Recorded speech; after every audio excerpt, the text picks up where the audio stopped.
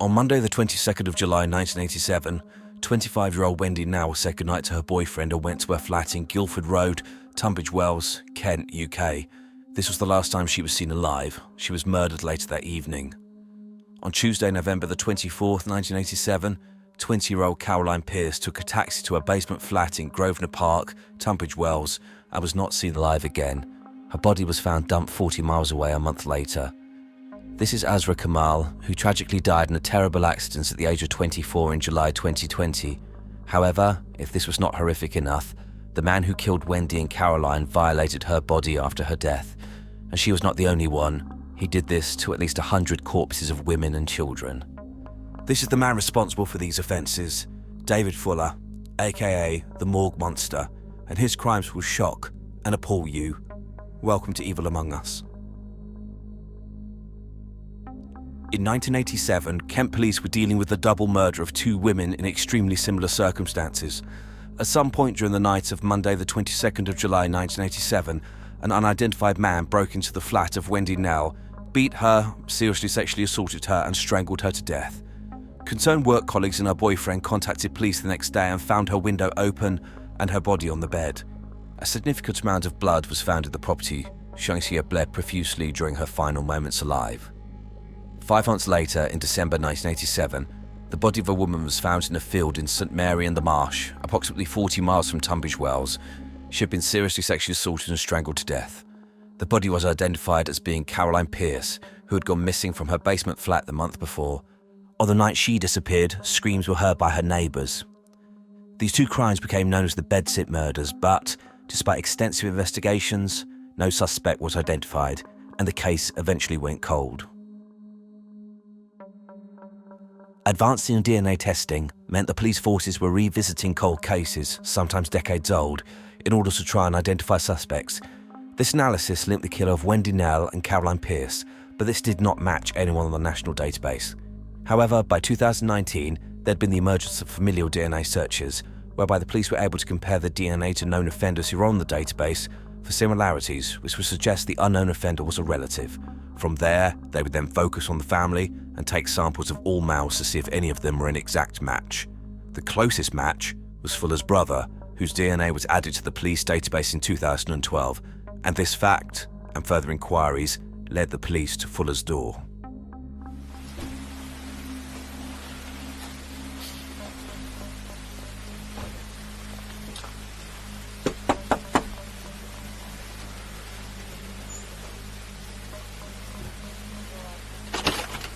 Morning. David's place. Hello. I need to come and speak to you. Oh, yes. Are you alone? No.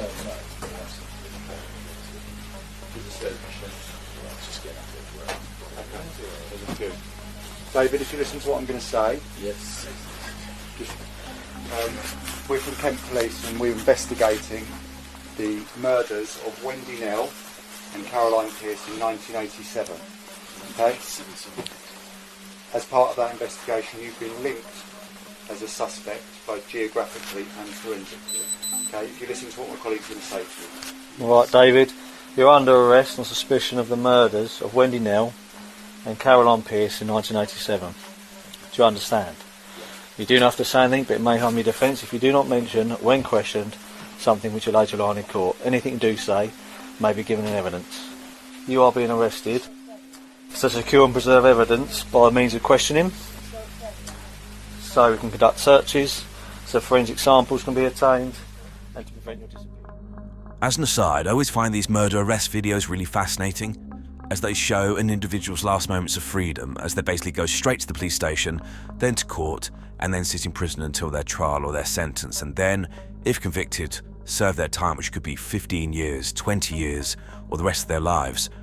I wonder what Fuller was doing on his last day of freedom, what he had planned for the next day, and whether he knew that the walls had finally closed in around him. Anyway, as if the murder of two women was not egregious enough, police searched Fuller's property and found hard drives clearly hidden from view. What police would find on Fuller's hard drives was, in some ways, just as bad or even worse than the crimes they were arresting him for. It's important at this stage to outline a key detail about Fuller and his employment. Specifically, between 1989 and his arrest in 2020, he worked as a maintenance man in hospital, which gave him access to areas of the hospital usually out of bounds to most people, including the morgues. Fuller used this access to sexually abuse corpses and record these acts. Police found a complex filing system on Fuller's computer, where he had documented and catalogued his sickening denigration of these corpses. They found 800,000 images and 504 videos on one hard drive alone, and from this material, they were able to identify that he had sexually abused at least 102 dead bodies between 2008 and 2020, including just 2 days before his eventual arrest. The youngest corpse that Fuller violated was that of a 9-year-old girl, but he also engaged in sexual acts with the body of a 100-year-old woman. Videos were found of Fuller placing his genitals inside the mouths, anuses and vaginas of the dead bodies. He also used his tongue and fingers to penetrate them. He abused some corpses repeatedly over a number of days. Sometimes he sexually assaulted the bodies prior to their autopsies, sometimes afterwards. He abused the bodies of those who had passed away from natural causes, those who were killed in tragic accidents, and some that had taken their own lives. He also abused corpses of people from the same family. He abused bodies which were laid out ready for autopsy or for viewing by relatives, but others he removed from the fridges or took them out of body bags. He posed them and placed them in different positions to take photographs and videos. Fuller copied the mortuary records to identify the names of the corpses he violated and would catalogue these trophies, as well as searching for his victims on social media. This behaviour, as well as viewing the videos and photographs, was clearly a way for him to relive his sickening behaviour over and over again for his perverse sexual gratification. One of the bodies Fuller abused was that of 24-year-old Azra Kamal, who died tragically at night on the 16th of July 2020 when a car caught fire and she was trying to flee. However, in the darkness, she mistook a barrier as being that of the central reservation and instead did not realise that it was the outer edge of the carriageway, and she plummeted to her death. As if the distress of having your daughter taken away so cruelly and at such a young age was not bad enough, her mother, Nevrez Kamal, had to be told by police that her daughter had been assaulted by Fuller on multiple occasions after her death. I'm about to play a video of part of an interview with Nevrez about what happened to her daughter and how it affected her, which is distressing. However, I want to point out the bravery of this woman and her composure. If someone did this to my loved one, I'm not sure I'd be able to string a sentence together, let alone be so eloquent and strong. I had spent 2 wonderful hours in the mortuary, sleeping with her, and that gave me some sort of comfort. Little did I know that my daughter had been violated prior to that day and in the evening of that day. So whilst I'm stroking my daughter's hair, sleeping on her hair, a man had crawled all over her skin, and there's me kissing and cuddling and saying my last goodbyes.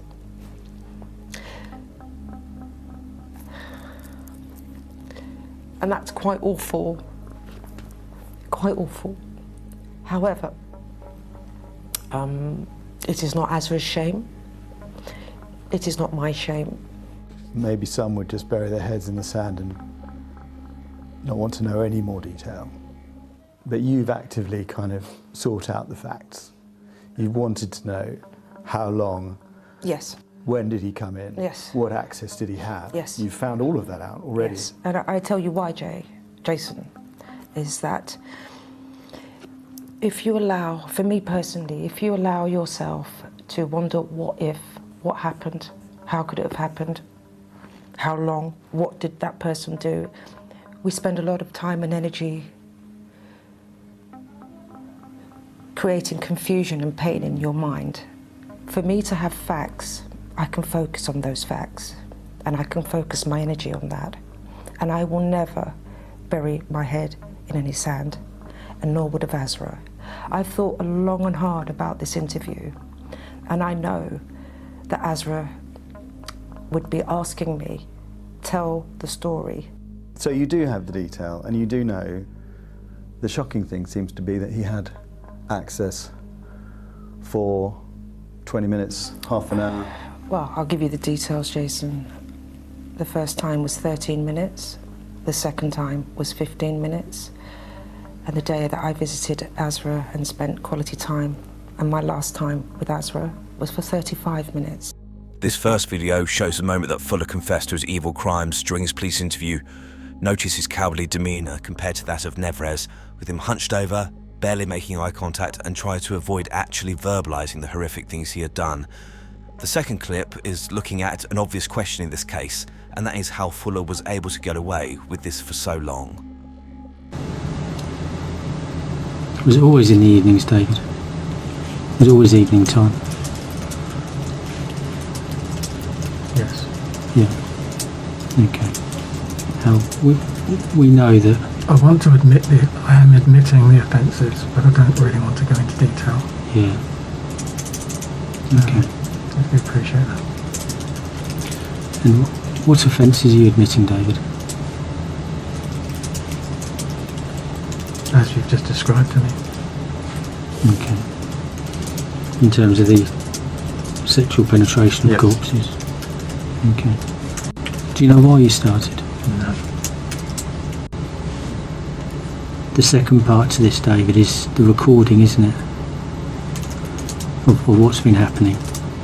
Okay? We'll have to go through that in a little bit more detail, but just for now, David, alright? Just for now, alright? When that's been happening, okay? Alright? Have you been recording yourself doing those things? Recording yourself sexually penetrating the corpses? I admit that offences. Yeah? Okay. Did you record their names? Yes. Okay. Did you record their ages? Yes. Okay.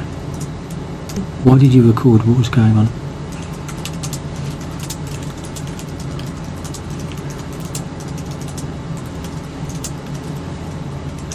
I don't know why. What did you retain the recordings for? I don't know either. Okay.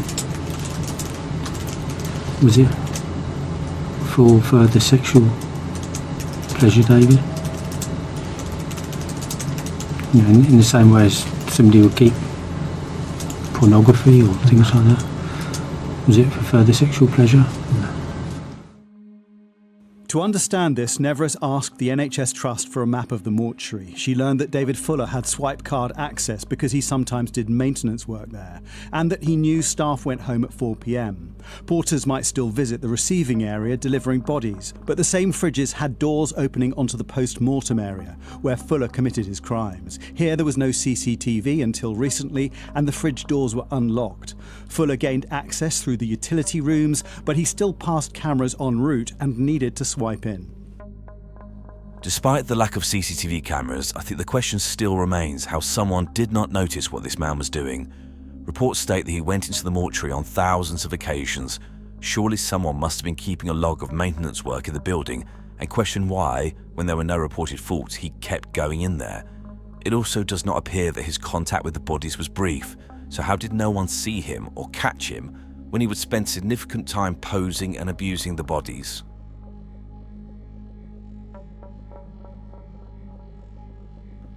On the 15th of December 2021 at Maidstone Crown Court, Fuller appeared for sentencing for the murders of Wendy Nell and Caroline Pierce, as well as 51 other offences related to the sexual abuse of corpses. He had pleaded guilty to all charges a week before. During this hearing, the extent of his depravity was fully exposed.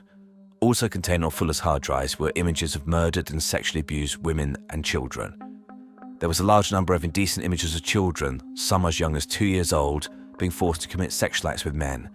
It was clear that Fuller not only had an obsession with sex, but any acts of violation related to children and women, with him appearing to be drawn to acts that caused them pain, distress, and degradation.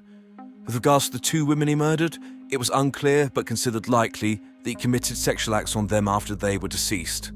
Fuller was then made subject to a whole life order, an extremely rare sentence in the UK, meaning that he will never be released from prison. He's currently incarcerated at HMP Frankland, a category A prison which holds some of the worst and most dangerous offenders in the country. However, the story doesn't end there. In December 2022, Fuller was again in court for sentence. After pleading guilty to further sexual acts related to 23 corpses, he was given a further 4 years custody. However, I wish to close this part of the video by including a portion of the sentencing hearing and how the judge described Fuller's crimes. There is a settled process by which the court reaches sentence.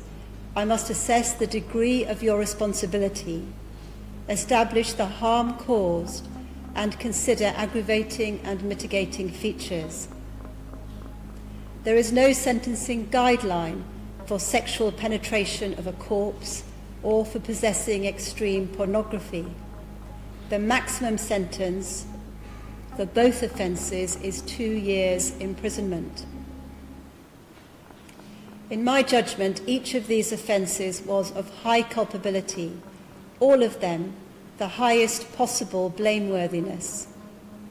The offences committed in the mortuaries involved an astonishing breach of trust and invasion of privacy, which was repeated so much that it became habitual.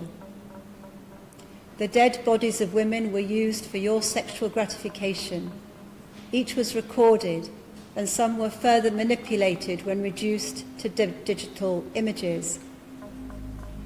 The mortuary offences were also of the highest category of harm, as the impact statements the court has heard have testified.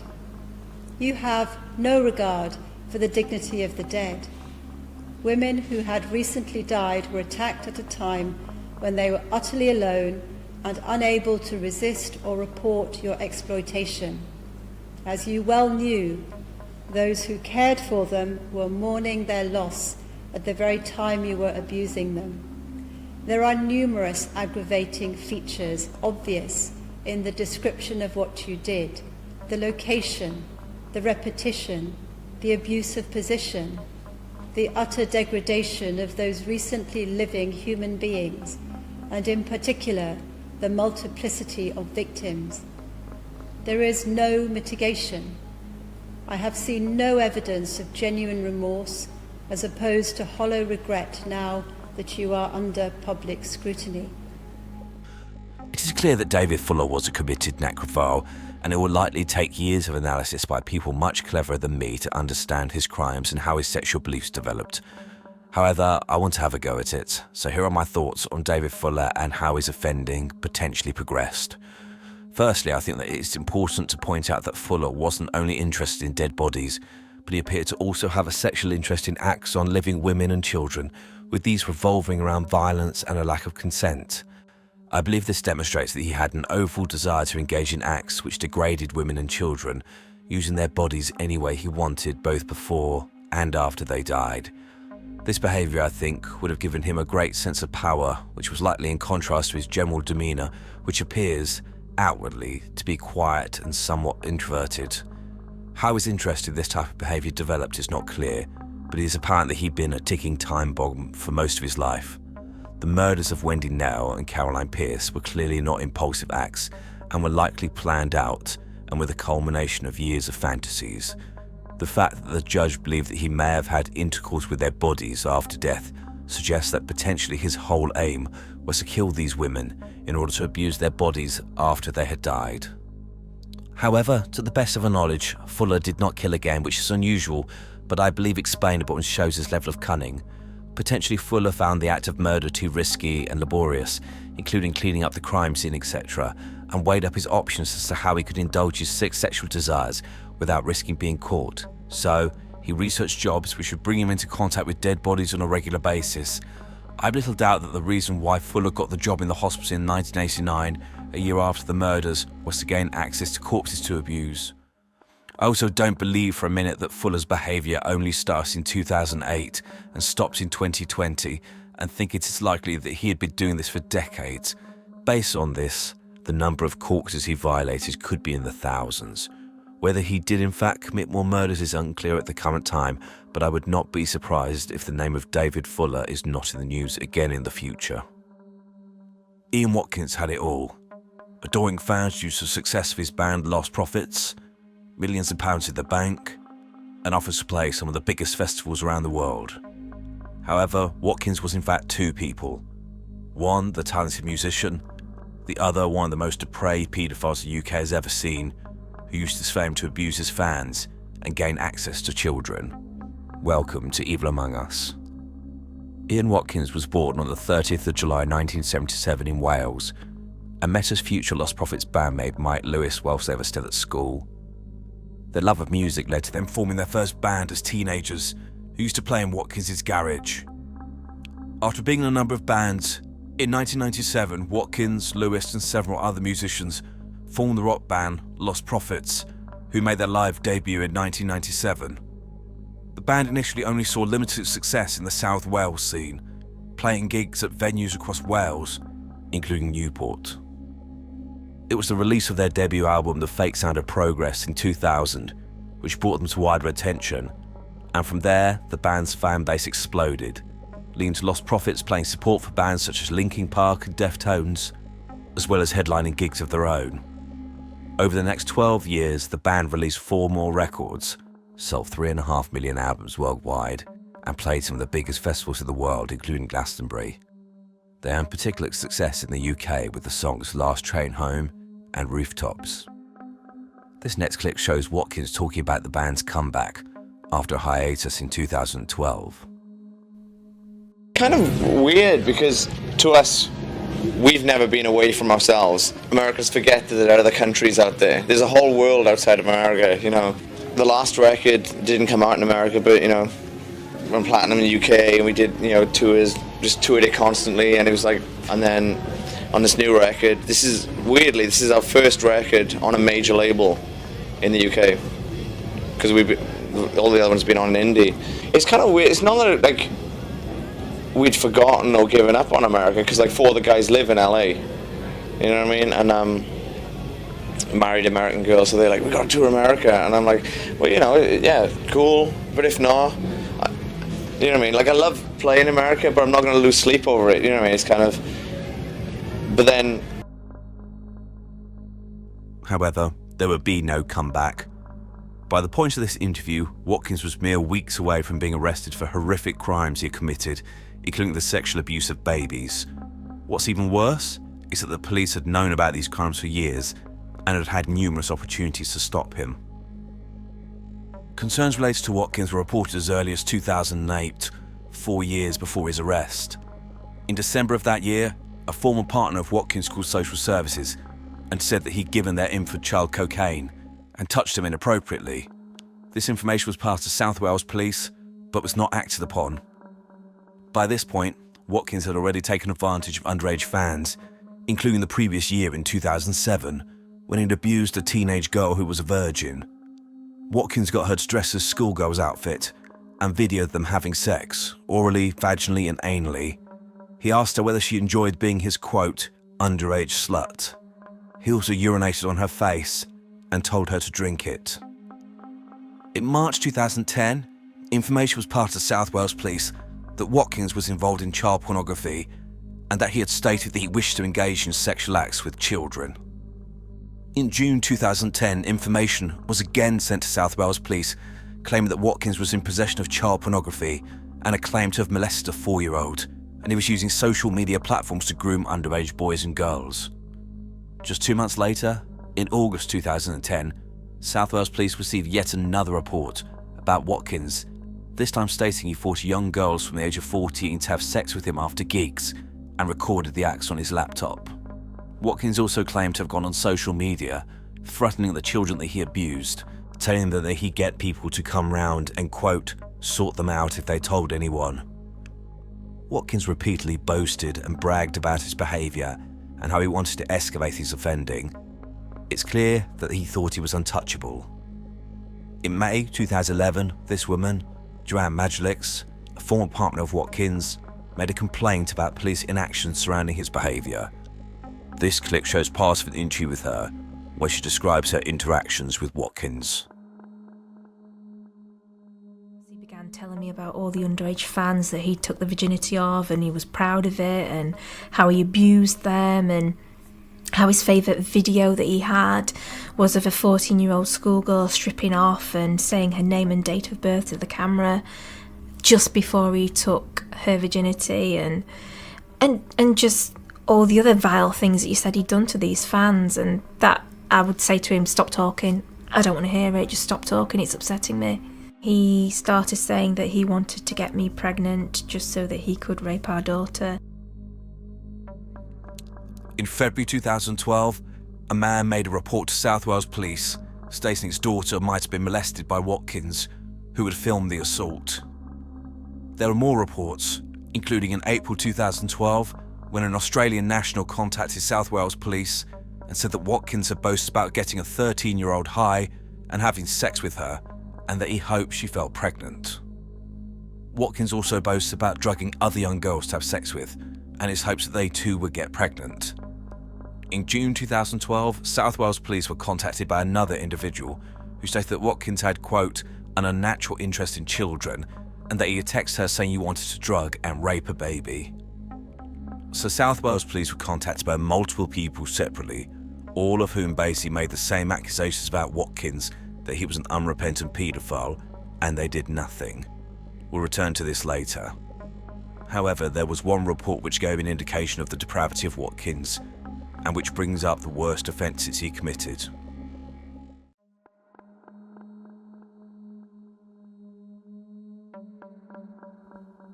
In March 2012, South Yorkshire Police were contacted by a woman, known only as B to this day, who said that she believed that Watkins had sexually assaulted her 10-month-old son at a hotel in Cardiff. She also said there were rumours that Watkins had raped a 5-year-old. However, despite this report, B would end up in the court with Watkins, and her abusive trust of her son is nothing short of sickening. Court records state that B met Watkins in late 2011 when she was 19 years old. She was a fan of the Lost Prophets and was soon in communication with Watkins. B was a mother with a newborn baby, and her contacts with Watkins including them discussing him raping this child. B and Watkins met in a hotel in Cardiff in March 2012 after the pair discussed abusing the child, with B texting Watkins, quote, tell me if you want to get your dick in our boy. They had also both discussed drugging the child. Whether B called police because she was having second thoughts is uncertain, but what is clear is that just a month later, she was fully under Watkins' spell and would do whatever he wanted. Between the 2nd of April and the 3rd of April 2012, B and Watkins stayed in a hotel in London, and she, quote, presented her 10-month-old son to be raped by Watkins. He penetrated this child's mouth with his penis and tried to anally rape him. These acts were filmed, with B heard encouraging Watkins. Then, again whilst being filmed, B sexually abused her own son, including sucking his penis. On the 2nd of August 2012, Watkins sent B a message saying, quote, to be honest though, I think we have gone easy on him so far. Time to teach him and make him learn to love it. There was a second meeting at a hotel in Wales in September 2012, and after this meeting, B sent a picture to Watkins of her licking her son's penis. Anonymity has been given to both mother and child in this case, but obviously that child is still out there, and, inevitably, one day we'll have questions about their mother.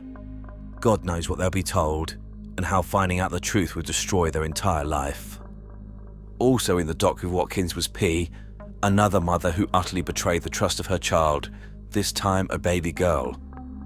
P was in her early 20s when she began communicating with Watkins in August 2012. Not long afterwards, the pair spoke about abusing her baby girl and moving in together. One of the text message exchanges went as follows. Watkins stated, quote, if you belong to me, so does your baby. P replied stating, quote, understandable, a mother-daughter slave duo worshipping you. Watkins said, quote, that's all she will know, a life of filth. The contact continued and involved conversations about P and her baby daughter performing oral sex on Watkins and their plan to drug this little girl and force her to have sex with animals. Watkins did not get his hands on this girl, but he watched via webcam whilst P penetrated her daughter's vagina with her finger, and she also sent in pictures of her genitals. None of the calls to the police led to any action, and eventually Watkins' downfall was due to his arrest in September 2012 following the execution of a drugs warrant.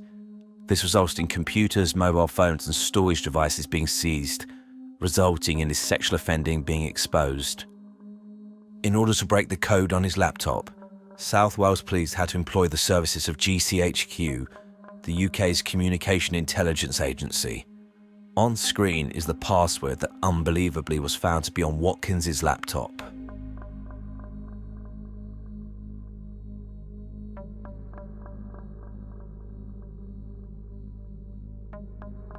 Watkins appeared in Cardiff Magistrates Court in December 2012, along with B and P, who had been identified and arrested due to the content of his computer. Watkins's barrister indicated that he would plead innocent to all offences. All three were remanded into custody.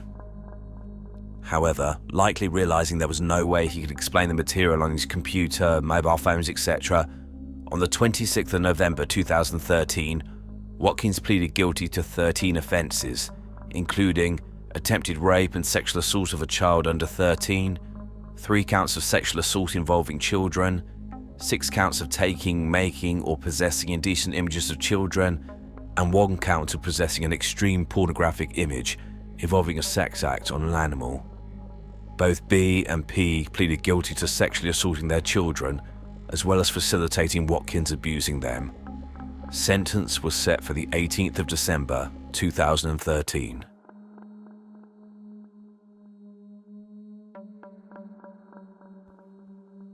During the sentencing hearing, the depravity and remorselessness of Watkins was laid bare.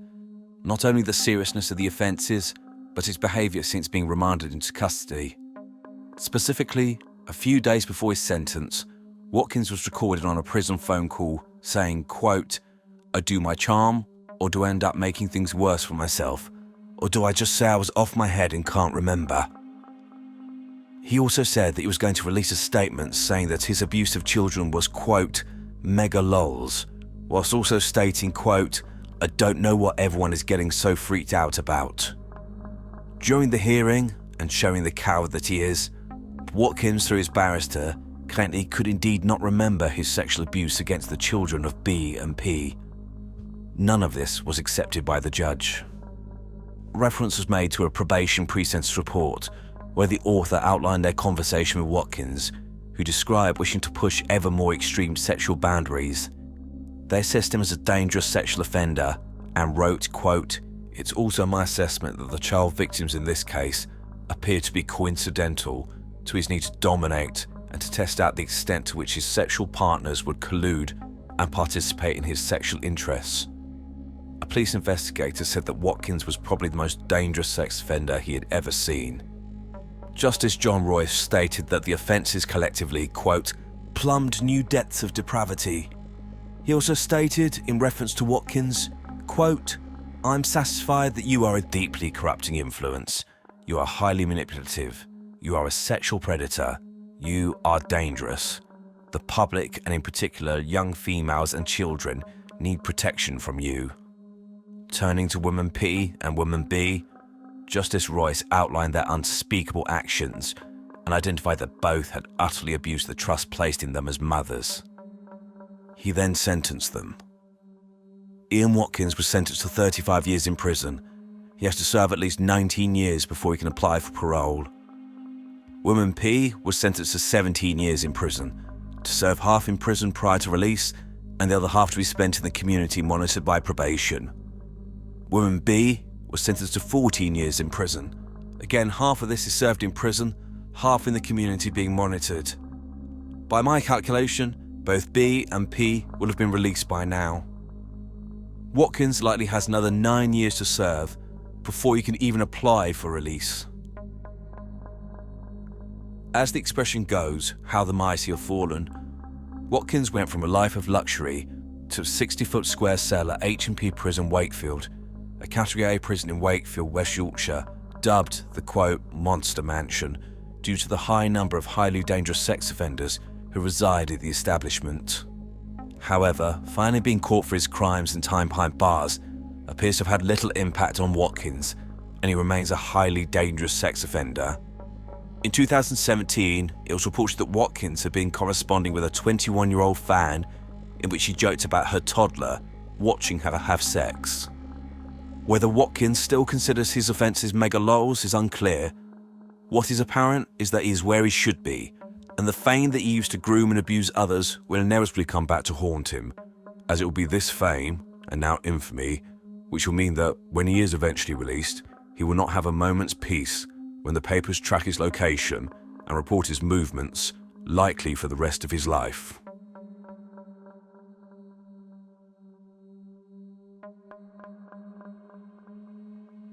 As already stated, there were numerous chances to catch Watkins years before his eventual arrest, and this led to an investigation by the Independent Police Complaints Commission, the IPCC, who published a report in the summer of 2016. Within this, they said that 3 detectives from the South Wales force should face disciplinary action after they failed to act on earlier allegations. The report concluded, quote, "The consequence of the force's failings was arguably that a predatory paedophile offended over an extended period of time. The evidence obtained in this investigation suggests that South Wales police were faced with a litany of reports about his behaviour, yet in some instances did not carry out even rudimentary investigation, made errors and omissions, and missed opportunities to bring him to justice earlier than he ultimately was." South Wales police accepted the findings of the report and expressed regret for the handling of the Watkins case. However, I can see that one detective was cleared of misconduct, and I cannot find any information about action being taken against the other 2, so it would seem that nothing actually happened as a result of the police's failings in this case. I have no doubt that Watkins' brazen behaviour and his remorselessness before and after his conviction is because he bought into this idea that as a celebrity he was untouchable and the rules of normal people did not apply. Unfortunately, this seems to be a common problem. In the UK, the name of Jimmy Savile will go down in infamy as one of the most depraved sex offenders the country has ever seen, but also because he was never convicted in his lifetime, despite everyone knowing what he was. I'm struggling to believe that if Watkins had just been a random guy, that South Wales police would not have arrested him in 2 seconds flat. So, do you think that part of the issue in this case was Watkins being given a pass because he was a celebrity? Why is it that we give celebrities so much leniency and somehow place them above us? Or was it just police incompetence? Or both? Do you think Ian Watkins is one of the most dangerous paedophiles you've heard of? Javed Iqbal was a Pakistani serial killer, paedophile and child rapist who claimed to have killed 100 boys in a 12-month period between 1998 and 1999. He strangled his victims and then dissolved their bodies in acid. His self-proclaimed kill count makes him one of the most prolific serial killers in history, and whilst there are some doubts about his number of victims, it's clear he ended the lives of many children and was proud of his crimes. Welcome to Evil Among Us. Most sources state that Javed Iqbal was born in 1956 in Lahore, the second largest city in Pakistan, but other years of birth mentioned include 1961. He was the 6th of 8 children to his businessman father Muhammad, and the family, who observed the Muslim faith, was quite well off. Iqbal showed violent, self-entitled and manipulative behaviour as a child, with one of his brothers stating, quote, "As a boy, he was violent and eccentric. He would give a lot of headache to our parents." Another brother said that if his parents ever refused his demands, he would threaten to hurt himself until he got what he wanted. Iqbal himself said that during his childhood, he first began having fancies about killing people. As a young man, Iqbal was described as arrogant, an individual consumed with his own self-importance, and he would regularly boast about his alleged ties to politicians and other famous people in Pakistan. He was desperate to give people the impression that he was part of high society and therefore better than them. Iqbal knew he was gay from a young age, something his conservative Muslim family refused to acknowledge, but it appears this was a well-known secret. Iqbal's feelings of rejection and anger about not being able to openly indulge his sexual interest in males built up inside of him, and his resentment against society began to fester. Iqbal did marry twice in his life, even having a daughter, but it appears that these marriages were to stop rumours about his behaviour from spreading.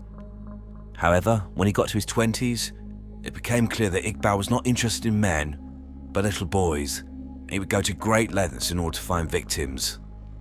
This was a time well before the internet, and people used adverts in magazines and newspapers in order to find people to speak to find pen pals, and Iqbal was one of these individuals. He put adverts in the Altair magazine, specifically stating he wanted to talk to people. It's not clear what his advert specifically said, but it was like they were geared towards ensuring that the majority of those writing to him were children. I believe on one occasion, he said he wanted someone to write to about collecting stamps. Those children who did write to him would receive letters written in colourful pens, clearly to make them more attractive to a child. Iqbal would send money to the children in his letters in exchange for photographs of them, but also asking them to meet him. Whilst it was only a small amount of money, it was likely more than these children had ever seen, and many of them went to his property unaccompanied and were molested by Iqbal.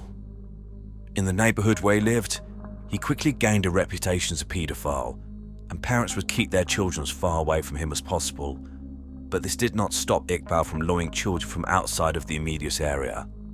A man who lived in the area said, quote, "It was an open secret. Everyone knew he molested young boys." Iqbal's family received numerous complaints about his paedophilia, but they were able to pay the families off.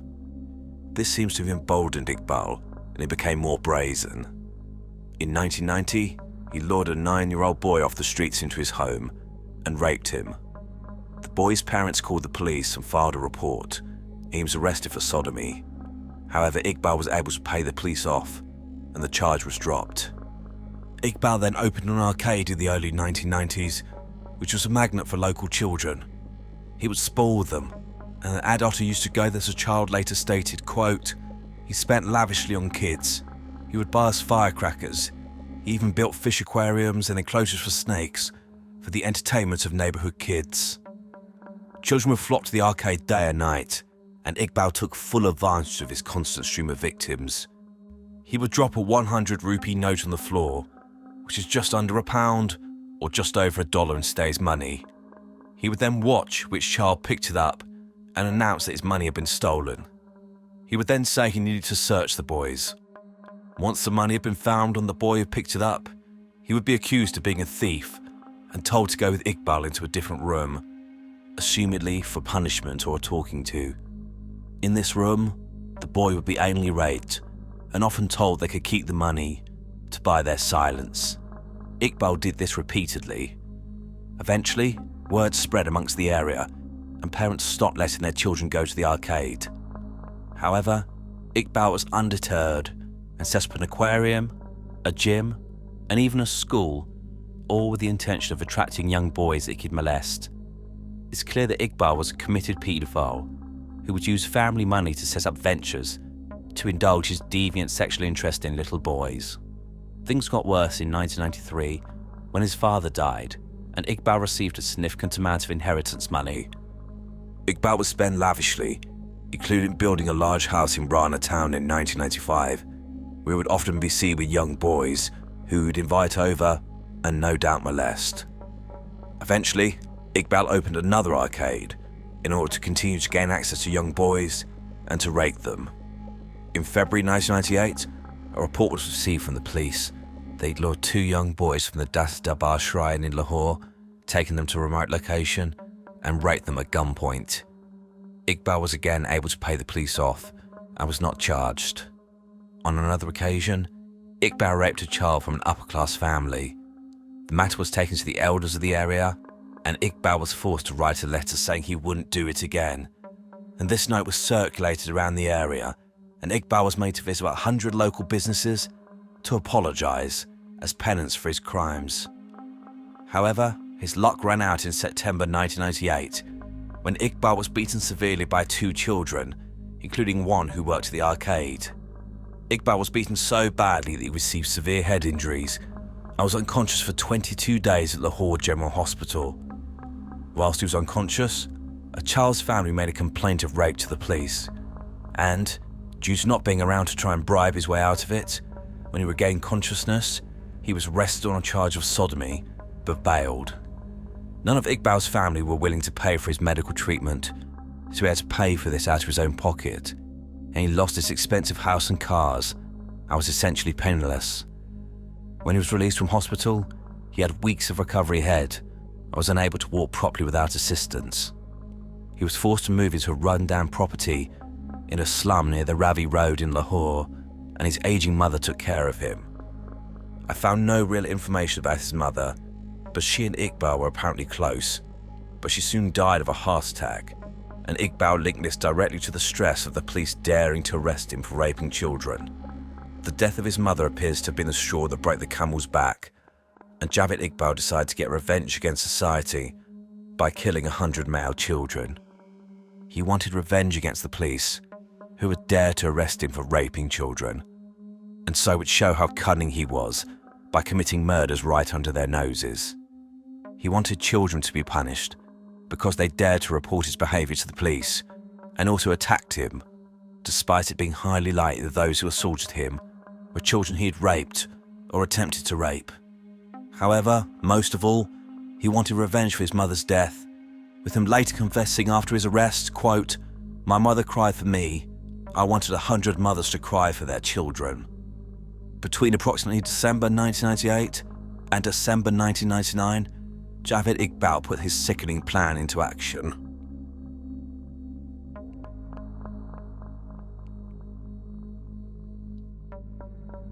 Javed Iqbal showed a high level of planning in order to commit the murders. He'd apparently continued to fixate on murder throughout his adulthood, and had mentioned to others that he felt he could commit the perfect murder by dissolving the bodies of his victims in acid. So Iqbal bought a number of barrels of hydrochloric acid and stored them in his home, which would also be the place where the children would be murdered. Iqbal also had accomplices. He shared his home with 3 boys: Sajid Ahmad, age 17, Mamad Nadim, age 15, and Mamad Sabir, aged just 13 years old. There was also a 4th accomplice called Muhammad Ishaq, but I cannot find any information on him. These boys were so-called street children, those who were orphaned and had no family, or those whose family were extremely impoverished, so their children would take to the streets to try and make money any way they could. This included selling items on the streets, but a terrible profession that some of these, often very young children, were forced into was giving massages to men, which would inevitably end with sexual contact. Iqbal offered his accomplices money to bring in boys, which enabled them to be able to avoid this type of life, but only by victimizing others. The victims came from this same marginalized and often forgotten part of the population, and, using his accomplices' local knowledge, it was not difficult to find a steady stream of vulnerable children who were lured to Iqbal's apartment. Many of the victims were targeted at the Hira Mandi Bazaar and the Dasa Darbar Shrine, both in Lahore. The children would be lured to Iqbal's property, and, when inside, he would rape them, strangle them with a chain, and then dismember them, with the piece of their body then being dissolved in vats of acid. The remnants of these bodies would then be dumped, likely by being poured down a drain. The youngest victim was 6 years old, the oldest, 16. Iqbal would take the children's clothes and shoes and label them, often using a photo he had taken of the children just prior to his murder. This was his collection of trophies. I've struggled to find information on Iqbal's victims, but I have found information about 2 brothers, although the name of only one is mentioned, and neither's age is documented. One of these brothers escaped with his life, the other tragically did not, and their story gives an idea of how the gang operated to lure children into Iqbal's clutches. In October 1999, Ijaz Muhammad, lovingly known as Kaka by his family, and his older brother went out to try and make money. They were both masseurs and would walk the streets hanging out in parks, clinking together bottles of ointment in the hopes of attracting customers which, as already outlined, would usually be paedophilic men. Kaka's brother said they were in the park in Lahore when they were approached by 2 boys not much older than them. They told them, quote, "Our boss needs a massage and he'll pay you double the price if you come with us." The brothers followed the pair until they were outside Iqbal's property. Kaka was told to go inside as the boss, Iqbal, was waiting to speak to him. Kaka's brother then left to try and find other customers. Kaka was never seen alive again. How many children Iqbal actually killed is disputed, and I'll return to this later, but regardless of the true number, it's clear that he was a prolific child murderer, and none of his crimes were noticed until he himself confessed, which he actually had to do twice before anyone actually bothered to do anything about it.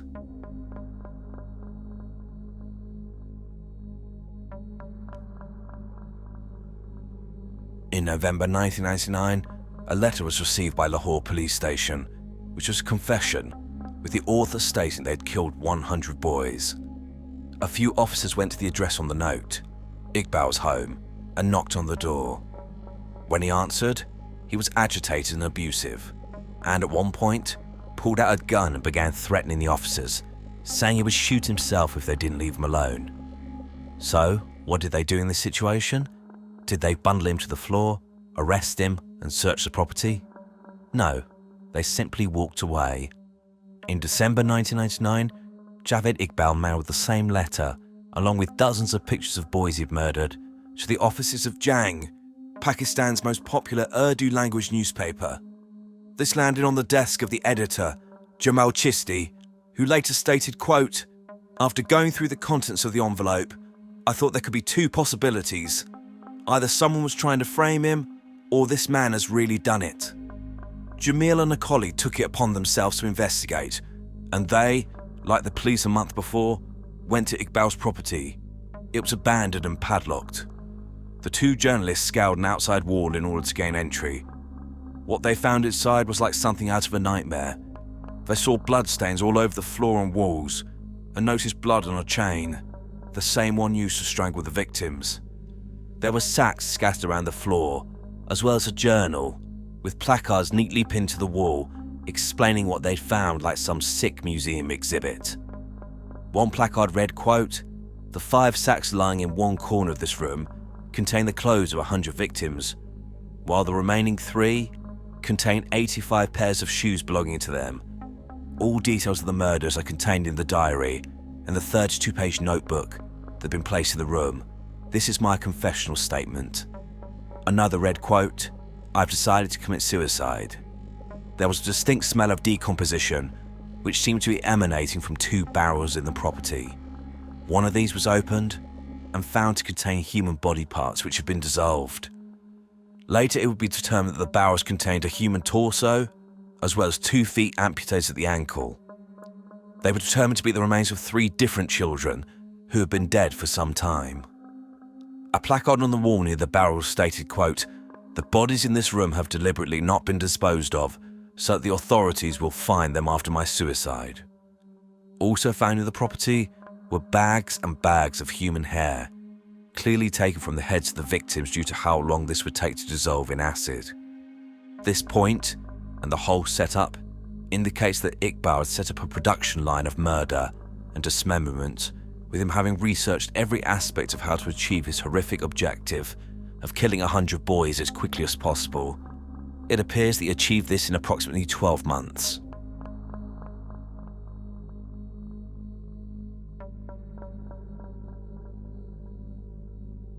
Jamil and his colleague began investigating what they'd found. Using the notebook they recovered, they were able to contact the families of children Iqbal had claimed to have murdered, and they were able to establish that these children had indeed disappeared. On December the 3rd, 1999, the story was published on the front page under the headline, quote, "Claim of murder of 100 kids," with 57 pictures of the murdered children being published on the front page, many of them smiling, not knowing about their impending horrific fate.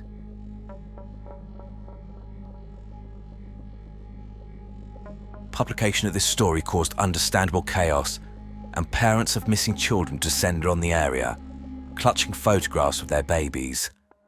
Then, and only then, did the police actually do anything. They recovered the barrels from the property and sent them off for examination.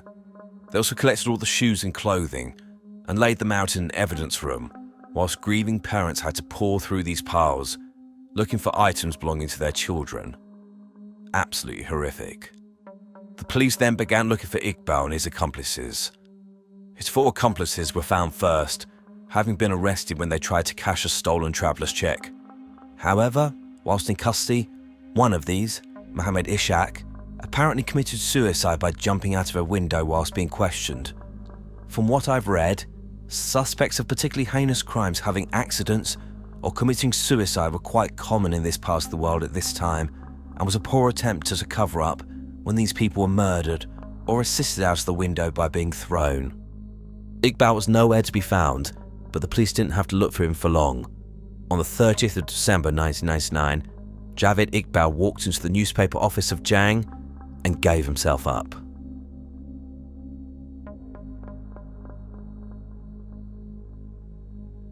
At the time, legal proceedings in Pakistan were usually held behind closed doors, but the court case against Javed Iqbal and his accomplices was widely covered by the cameras. Despite his confession, it's clear that Iqbal wanted things on his terms. He wanted attention and praise for what he'd done, but he didn't want to suffer the consequences of his actions. And so, despite writing a 30-plus page confession and leaving signs above all of the evidence, he claimed he was innocent of the offences. His claims were laughable.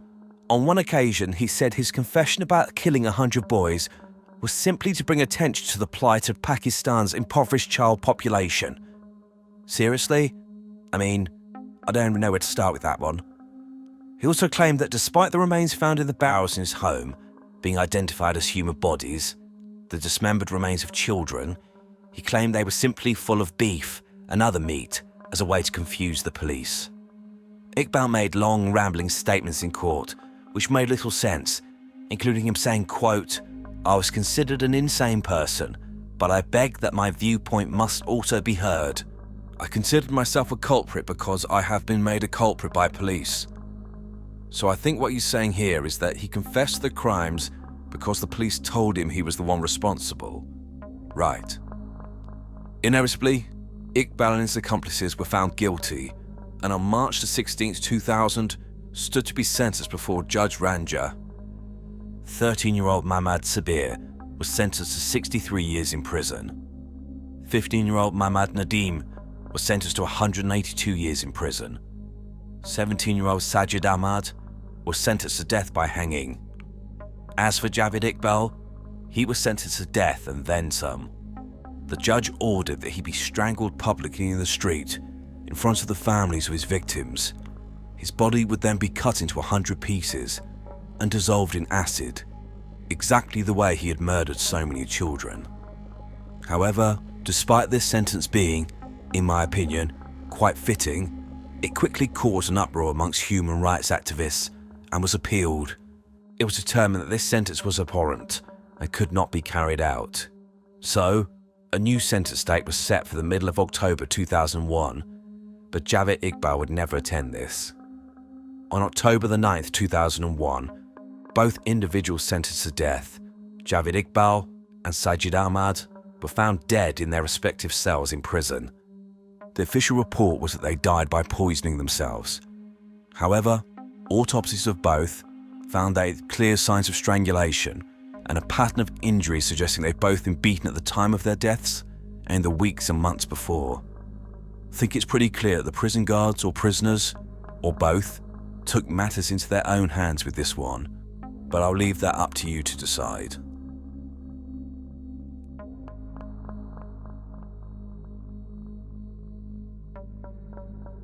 Before talking about the profile of Javed Iqbal, an important issue is why he was able to get away with this for so long. Iqbal's crimes only came to light when he confessed. He claimed that he could have killed 500 if he wanted to. I think this is true. The police just didn't care. Why is that?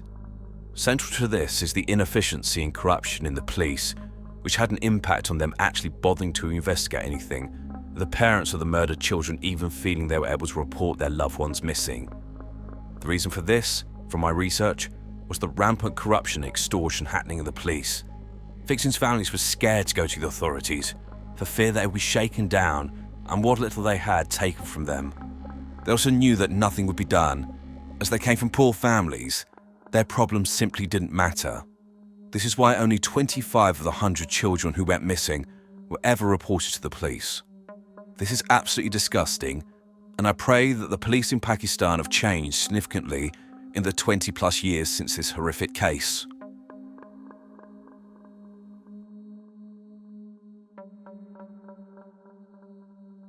Before getting to Javid Iqbal's psychology, I want to play a very, very short clip of one of his ramblings, which I think was made to a journalist during an interview. ज़्यादा से ज़्यादा फांसी खुदा तो मेरी हस्ती को भी नबूस कर देता अगर खुदा एक आदमी, दो आदमी, 3 आदमी, 10 आदमी, 15 आदमी, 20 आदमी खुदा का नाम।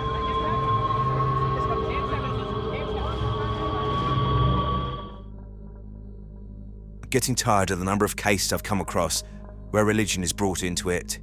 It's either the devil made me do it, or God commanded me to do it. Or, in this case, well, if I was doing anything wrong, God would have stopped me.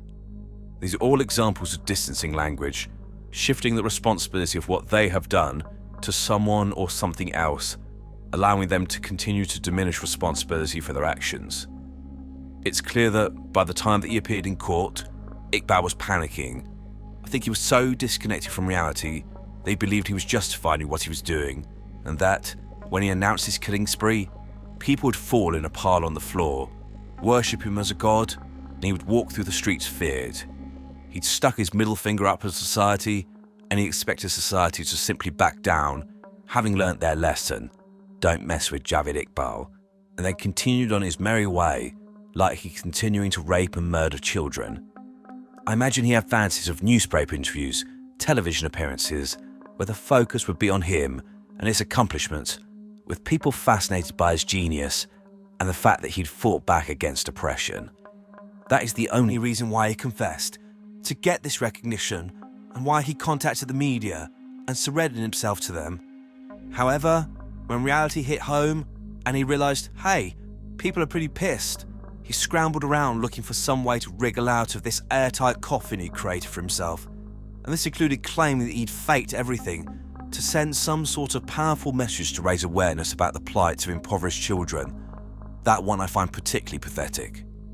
Iqbal's mindset in his offending shows profound narcissism and psychopathic personality. He genuinely appeared to think that he was above everyone else and that he should be allowed to rape as many children as he wanted. How dare the police try to stop him? If they arrested him, it was not because he had violated the bodies and minds of these children, it was because no one recognised the genius of him. These children were merely objects for him to use and abuse, to gain sexual gratification, but then to murder in order to get its own back at society that had tried to stop his sick sexual behaviour. How many children Javid Iqbal killed is unclear. It seems as though some of the children he claimed to have murdered were later found safe and well, but this only accounted for around 4 or 5 of them. Also, around 20 to 30 of the victims have never been identified from their photos, which is heartbreaking, as these were likely children who had no one, and so, when they died, there was no one to even notice or search for them. However, around 70 of the children in the pictures were identified, and they have never returned home. So the actual total is likely to be somewhere between 70 to 90 plus, which is just a staggering and horrific total, which makes Javid Iqbal one of the most prolific serial killers in modern history. As with other men who considered themselves to be superior, akin to gods, Javid Iqbal was a coward who targeted the most vulnerable in society. I'm not advocating for death to anyone, but I for one do not mourn his passing or have particular negative emotions about the manner of his death. On the 19th of September 2021, Derbyshire Police in the UK received the following horrific 999 call. Basically, I need the police and the ambulance and that because I've killed 4 people. Okay, just hold the line. Bear with me. This was no joke.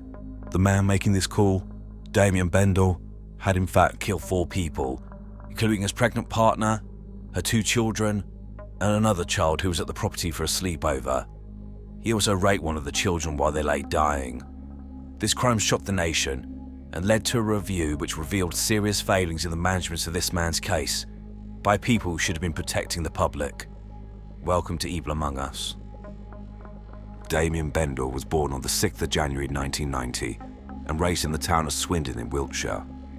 I don't have much information about his upbringing, but it appears he grew up in a dysfunctional family surrounded by domestic abuse, drugs, and general criminality. Bender would wear his family's reputation with pride, with him often boasting about how often his family members had been in jail. He was described by people in the local area as someone who thought he was a, quote, bad boy, and, quote, wannabe gangster, who was desperate to emulate his family members, who he idolised. He engaged in a campaign of antisocial behaviour in his local area, terrorising neighbours and shop owners, as well as committing petty crimes such as shoplifting. A massive red flag was the fact that Bender was known in the area as someone who enjoyed torturing animals, and he would boast about killing kittens and dogs by beating them to death with bricks. Clearly, from a young age, Bender was an individual who believed he could do and take whatever he wanted without consequence.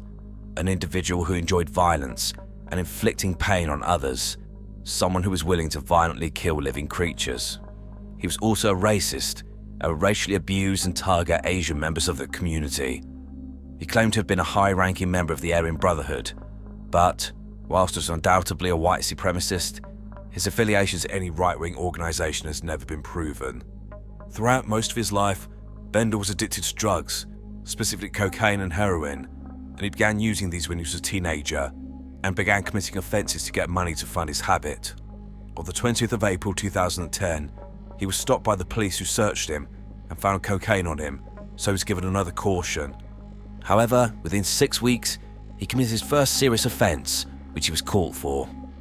On the 3rd of June 2010, Bender attacked an Asian man walking alone in the street, and, when this individual resisted, he beat him before robbing him of his belongings. The beating this man received was far in excess of what was necessary to commit the offence. It was clear that Bender was getting off on the use of extreme violence.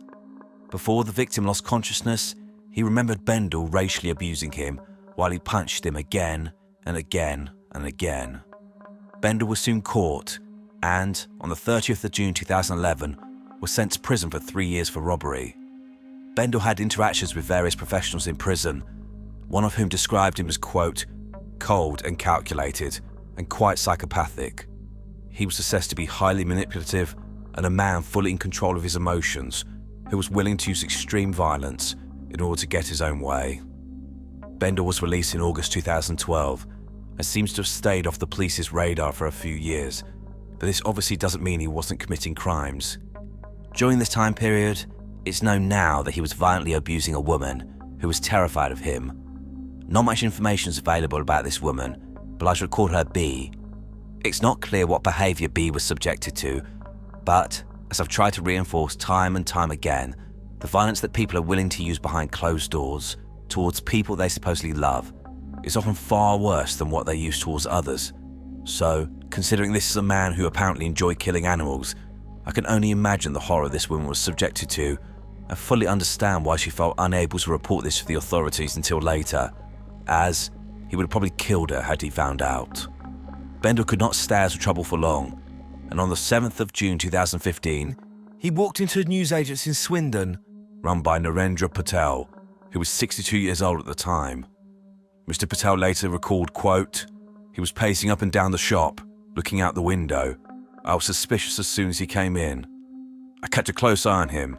I remember he phoned someone and was still staring out the window before he finished a call and moved over to the fridge. He was lurking there for a while before deciding to buy some cold drinks. I put them into a bag for him, and then he went back to the window and made a second call. After finishing that second call, he came back to the counter and pulled up his sleeve and showed me a knife with a blade of about 7 inches. He said, "Give me your money and cigarettes," but I instinctively reached for the golf club I keep by the counter for protection. I grabbed it and tried to hit him over the head with it as he lunged towards me, but he ducked down just in time. I then ran around the counter and chased him out of the shop like the coward he is. He ran off. He was far too quick for me. A manhunt was started, but, likely feeling the heat and knowing he would be caught, Bender handed himself in to the police. On the 21st of August 2015, he was again sent to prison for 3 years, this time for attempted robbery and possession of a knife. Bender's violent behaviour was escalated significantly, and in early 2016 he was refused to transfer to another prison. He then spent the next few months plotting his revenge, and on the 10th of May 2016, he attacked a prison officer, beating them so severely they were knocked unconscious, and subsequently had to have surgery for their injuries and months of rehabilitation to regain full mobility.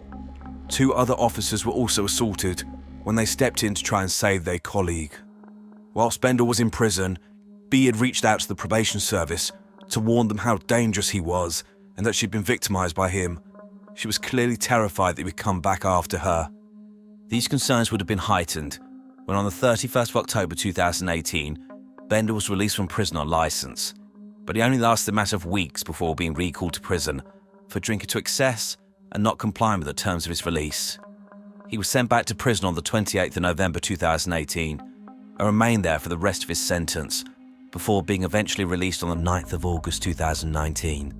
Soon after this release, concerns were reported about risks towards young girls. So on top of everything, being a violent thug, a bully, a racist, and a domestic abuse perpetrator, Damien Bendel was also a paedophile. In May 2020, Wiltshire police were receiving reports about him grooming a vulnerable 16-year-old girl who was in care, but also him trying to start sexual relationships with younger girls who were in the same position. No doubt Bendel saw these girls as easy prey, so he used them to get his sexual needs met, but also he likely believed he could easily control them. The police were so concerned that they assessed Bendel as posing a high risk of serious harm to children, i.e. they believed he was already or was about to offend against female children. This information was shared with the probation service, but, as will be highlighted later, ignored when it really mattered.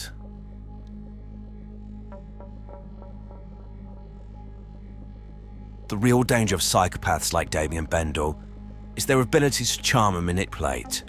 Their ability to portray a superficial charm that draws others in. Whilst Bendel was a violent psychopathic criminal, when it came to women, he would initially present himself as a gentleman, drawing them into his web, and then he would show them the monster he really was. But by this point, it was too late. They were under his control, too terrified to leave. This is how he convinced 35-year-old Terry Harris to begin a relationship with him after the pair met on a dating website in March 2020. Terry had recently broken up with her partner of 14 years, Jason Bennett, who was the father of her 2 children, Lacey, aged 11, and John Paul, aged 13. Terry was smitten with Bendel, and, within a few months, he'd moved to Sheffield in South Yorkshire to be with her. This move served 2 purposes.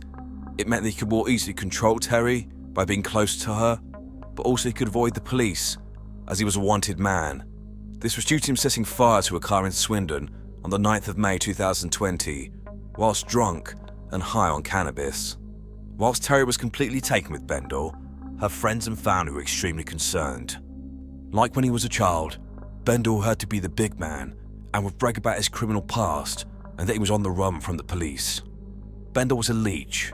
He didn't work and instead spent what little money he had on alcohol and drugs. Terry paid for everything, and she was essentially living with 3 children. Terry's mother, Angie Smith, was sure that her daughter was being coercively controlled. She saw that Terry always seemed to be walking on eggshells around Bendel, possibly fearful that if she said the wrong thing he would kick off. He was also stopping her from seeing her mum and made her cut contact with her friends. Angie begged her daughter to leave Bendel, but she was in love with him, and the pair quickly began living together in a property in Killarmarsh, a village just outside Sheffield. Terry became pregnant early in the relationship and was ecstatic.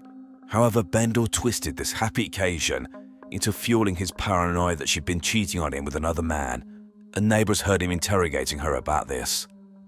As I've mentioned in many of my videos, sexual jealousy is an extremely worrying sign in their relationship, and often shows the extremely paranoid and irrational behaviour of a perpetrator, with them being convinced their partner will cheat on them and leave them without any evidence, so they'll control them in order to make sure this doesn't happen.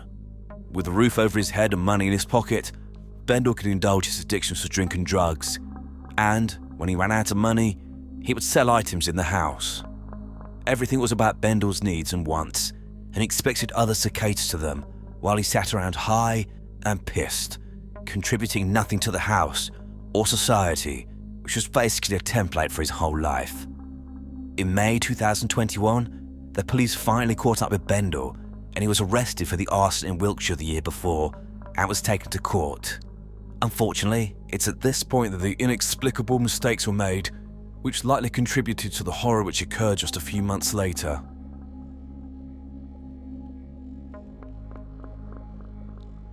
both the US and the UK, and likely courts across the world, it's common for a report to be prepared by probation to assist in sentencing. In America, I believe this is called a pre-sentence investigation. In the UK, it's simply called a pre-sentence report. In the UK, this document basically contains the probation officer's analysis of the offence itself, but in a wider context is to assess the risk of the individual by taking into account various factors, including previous criminal history, level of remorse, motivation to change, etc. This document should be a thorough breakdown of the individual, taking information from various sources, for example police intelligence, and giving the court an indication of whether this person is safe to be in the community and could be supervised by probation, or whether they need to be sent to prison to protect the public. Unfortunately, the probation officer who wrote the report did not do their job. They appear to have based their observations and conclusions solely on what Bendel said, a charming but dangerous psychopath. He made statements about wanting to change and how, this time, he would comply with the rules. The officer made no inquiries with anyone or checked his long criminal history. If they had, they would have seen his history of violent behaviour, both in and out of prison, warning flags everywhere about his behaviour towards partners, and concerns about his risk towards children. Due to this lack of diligence, they told the court that in their assessment, Damien Bendel posed a low risk of serious harm to partners and to children, i.e. no risk at all. They also recommended that Bendel not go to prison and instead be subject to a curfew at the property he was living in with Terry Harris. So basically he needed to wear an ankle bracelet, which meant that he could not leave the house between certain hours, usually overnight, and this is seen as a punishment as it restricts a person's liberty. I'm not sure what the thinking is in America, but in the UK, curfewing a domestic abuse perpetrator to an address with a partner, let alone a pregnant partner, is potentially extremely dangerous. It basically means that perpetrators are forced to be in the property with their victim for as long as the curfew is in place. Being in the home for more time often leads to more conflict and increases the chance of an incident occurring. In addition, checks should have been done with the homeowner to see whether they wanted the person there. Terry was not contacted and asked her opinion. We will never know what would have happened had the report been different. The judge may have still decided not to send Bendel to prison, but the information presented to them was so off the mark as to be negligent. So, on the 9th of June 2021, Damien Bendel was sentenced to a suspended prison sentence and a curfew, and he went back to the property with Terry and the children. Only 3 months later, their address would be the site of a horrific act of pure evil.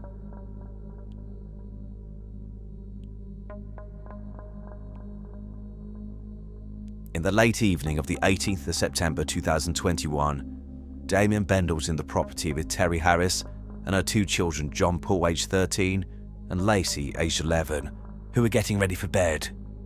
Tragically, a 3rd child was also present, who had come round for a sleepover, Lacey's best friend, 11-year-old Connie Gent. Bendel claimed later he'd been on a 3-day cocaine binge by this point. What happened next will never be known for sure, but Bendel took a claw hammer and attacked all 4 of the people in the house. Each of the 4 victims died in different rooms, suggesting that as soon as the attacks began, everyone ran for their lives. He then went room to room, searching for his victims, and he then repeatedly struck them in the head with the hammer. The attacks were so vicious that their skulls were described as being, quote, smashed in with the force of the attack. The whole house was covered in blood. What Bendel did next is almost beyond belief, but after beating 11-year-old Lacey almost to death, he took her into the bedroom with the body of her dead or dying pregnant mother and raped her. The pathologist stated that Lacey was raped after she'd been attacked and while she was dying from the horrific head injuries inflicted on her by Bendel. When he had finished, Bendel sat with the bodies for several hours. He made no attempts to clean up the house. He was then caught on CCTV carrying a bag which contained John Paul's Xbox. He then took a taxi and exchanged this game's console for drugs. Footage was also caught of him going into a corner shop. No sign of distress or concern. Remember, this is a man who had just murdered 4 people whose bodies were lying where he'd left them. It was at this point around 12 hours after the murders, when Bendel made the 999 call I played at the beginning of the video, confessing to murdering 4 people. This is the police body cam footage of the officers who arrived at the scene. Yeah, I don't know what happened. Alright, come to me. Mate, have you got anything on you that you shouldn't have? No, there's no weapons or nothing. Right. Right, do you just want to undo your coat? Have you armed yourself? Yeah. You have? Have you stabbed yourself, mate? I can see blood on your hands. Yeah. Anywhere else? Just my chest, 4 inches in with a bread knife. Can we have a look? Yeah, and one on the stomach. I bled quite. Right, do you want? Yeah. Can we go down this? No, just stay there. I just don't want to be in front of her. Alright, just round the corner. Just walking wounded at the minute. Alright, stand here. Stay here. Right, So, we're told you, I know what's going to happen to you now, mate. Well, I know it's going to happen just when you go to prison, obviously, but again. Why, what have you done? Have you done something to anyone else? Yeah. What have you done? I've murdered 4 people.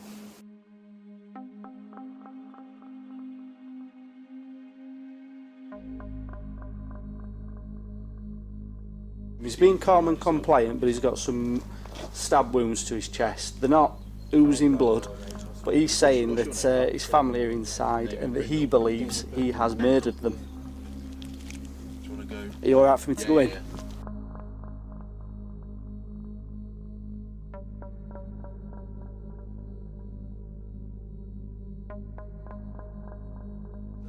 Damien, at 07:47 hours, I'm arresting you on suspicion of murder. You don't have to say anything, but it may harm your defence. Do not mention when questioned something later rely on in court. Anything you do say may be given in evidence. Your arrest is necessary to protect you from harm, to prevent your disappearance, for a prompt and effective investigation. Okay? We're going to get you up, we're going to put you in the back of the van. Stand up.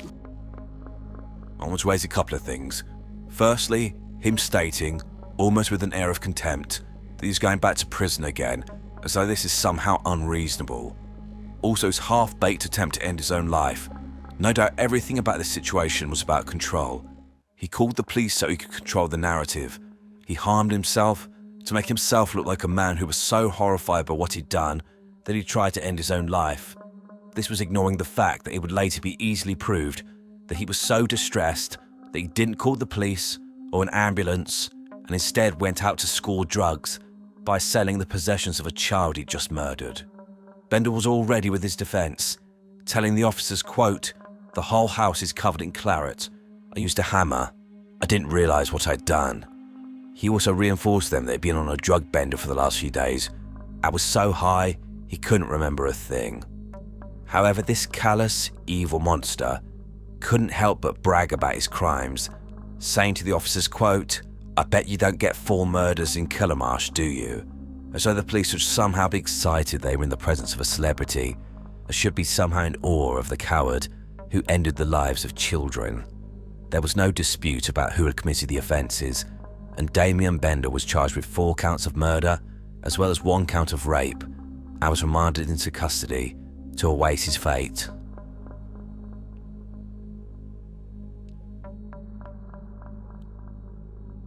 Damien Bendel tried every tactic in the book in court.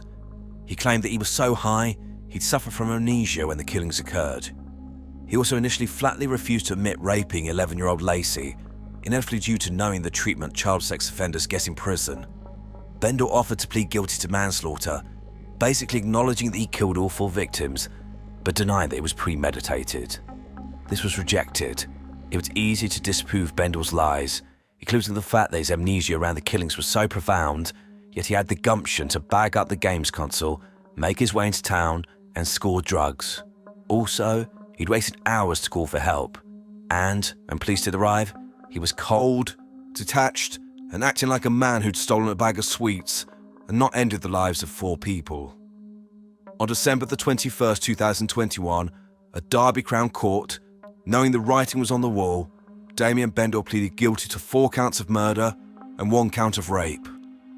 That same afternoon, he stood before Mr. Justice Sweeney KC to be sentenced. As a last-ditch attempt to gain sympathy, through his barrister, Bendel claimed he was now remorseful for his actions. The judge was having none of it. In his sentencing remarks, the judge stated the murders were, quote, "brutal, vicious and cruel, and they were committed against defenceless children and a woman he claimed to have loved, who was in the early stages of pregnancy, carrying his child. He then sentenced him for the murder and rape of 11-year-old Lacey Bennett, as well as the murders of 13-year-old John Paul Bennett, 11-year-old Connie Gent, and 35-year-old Terry Harris. Damien Bendel was sentenced to a whole life order, meaning that he will never be released from prison.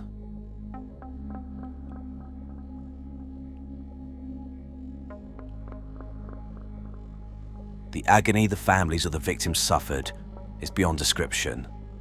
Angie Smith, Terry's mother, spoke about the utter devastation from losing not only her daughter, her only child, but also her grandchildren. She said, quote, "Since then, my life has been one purely of existence. I would try and put across some of my feelings and how much of a void this senseless crime has had on my life.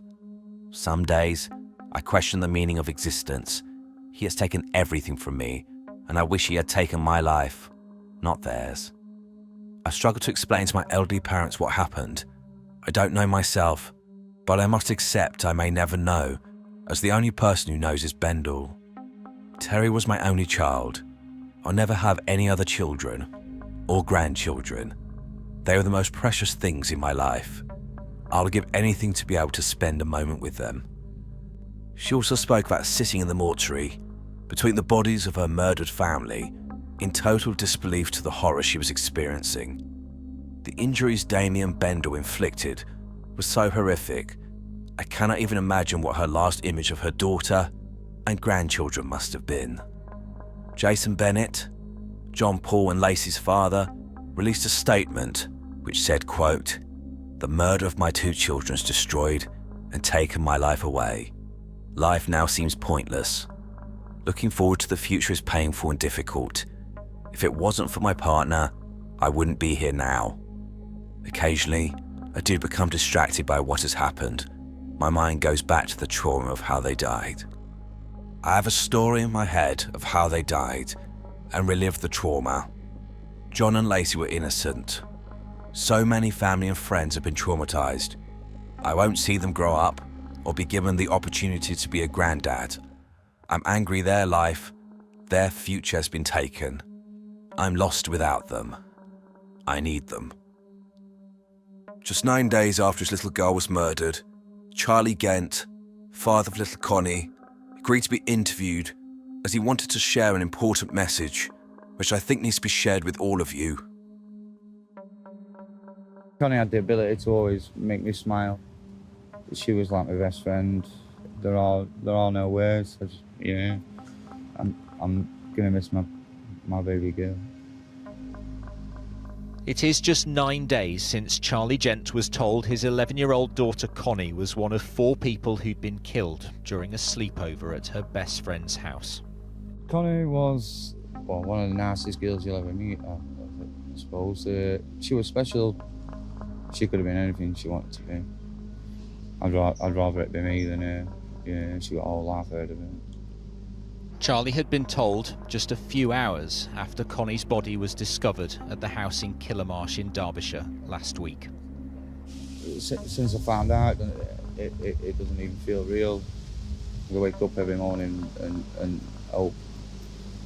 Yeah, it's all been a bad nightmare, but yeah, it hasn't.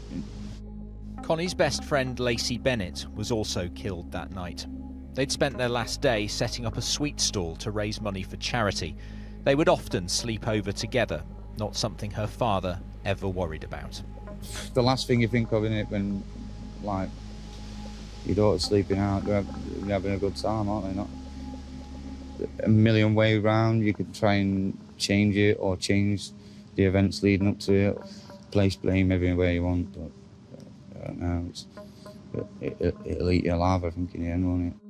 Charlie says he wants people to know about the fun times he had with the daughter he's lost and wanted to be interviewed to urge parents to value their time with their kids. He never knew his most recent day with Connie would be their last. Anything you remember about that day? Yeah, just how good she felt to hold. And I say she made me feel. He says he can now only treasure the memory of every day they spent together.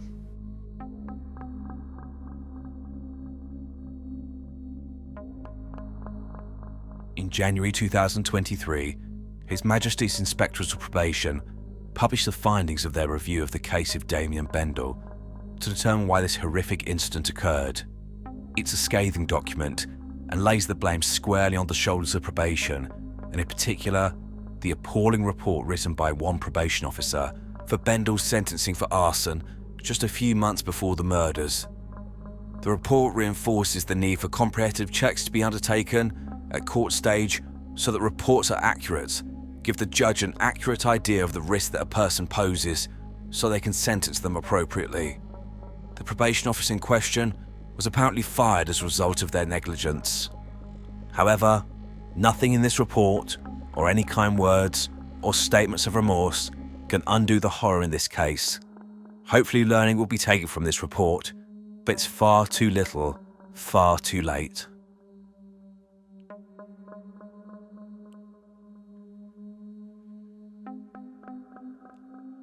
I want to reiterate support services for those experiencing domestic abuse, given that this is a horrific example of the seriousness of this type of offending. Within approximately 18 months of first meeting Terry Harris, Damien Bendel had murdered her and both of her children. I want to add a few more numbers for support more regionally in the UK. So, if you're experiencing domestic abuse and need advice and support in England, you can call Refuge's National Domestic Abuse Helpline on 0808 2000 24/7. In Northern Ireland, call the Domestic and Sexual Abuse Helpline on 0808 802 1414. In Scotland, call the Domestic Abuse and Forced Marriage Helpline on 0800 027 1234. And in Wales, call Live Fear Free on 0808 80 10 800. If you're in the US, call the National Domestic Violence Hotline on 1-800-799-SAFE. You can also get additional support from the website for each of these organisations, and all the contact information will be in the description box. Also, I need to mention Clare's Law, which is a way for people to access information from the police if they're concerned that they or a loved one are in a relationship with a domestic abuser. The point of this scheme is to enable people to find out about the history of these men. It's named after a woman called Claire Wood, who, aged just 36, was murdered in February 2009 by her ex-boyfriend, George Appleton, who then killed himself a few days later. Appleton had a history of violently abusing his partners and was known to the police as being an extremely dangerous man. The scheme is officially known as the Domestic Violence Disclosure Scheme in England and Wales, and in Scotland, it's known as the Disclosure Scheme for Domestic Abuse. In Northern Ireland, it's called the Domestic Violence and Abuse Disclosure Scheme. For each force area, they have a form you can fill out on their website. So, for example, if you type in Clare's Law Essex Police, you get taken to this website. You then add your postcode to make sure you're communicating with the right force, and then you're given options of how you want to gain a disclosure, either online or in person. Most forces will look to give you information within 28 days. My personal preference would be to go into a police station and ask them about the scheme. Then, you can fill in the forms in a place of safety. You won't be handed a huge file. The scheme doesn't allow you to get all information. It's about proportionality. Someone will determine what they think you need to know. I know that doesn't sound great, but if there's information to suggest that you or someone else is in danger, you will be told.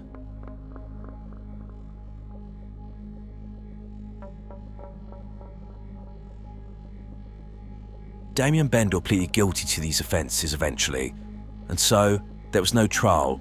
He was simply sentenced, so no explanation was given in court as to why he committed these offences.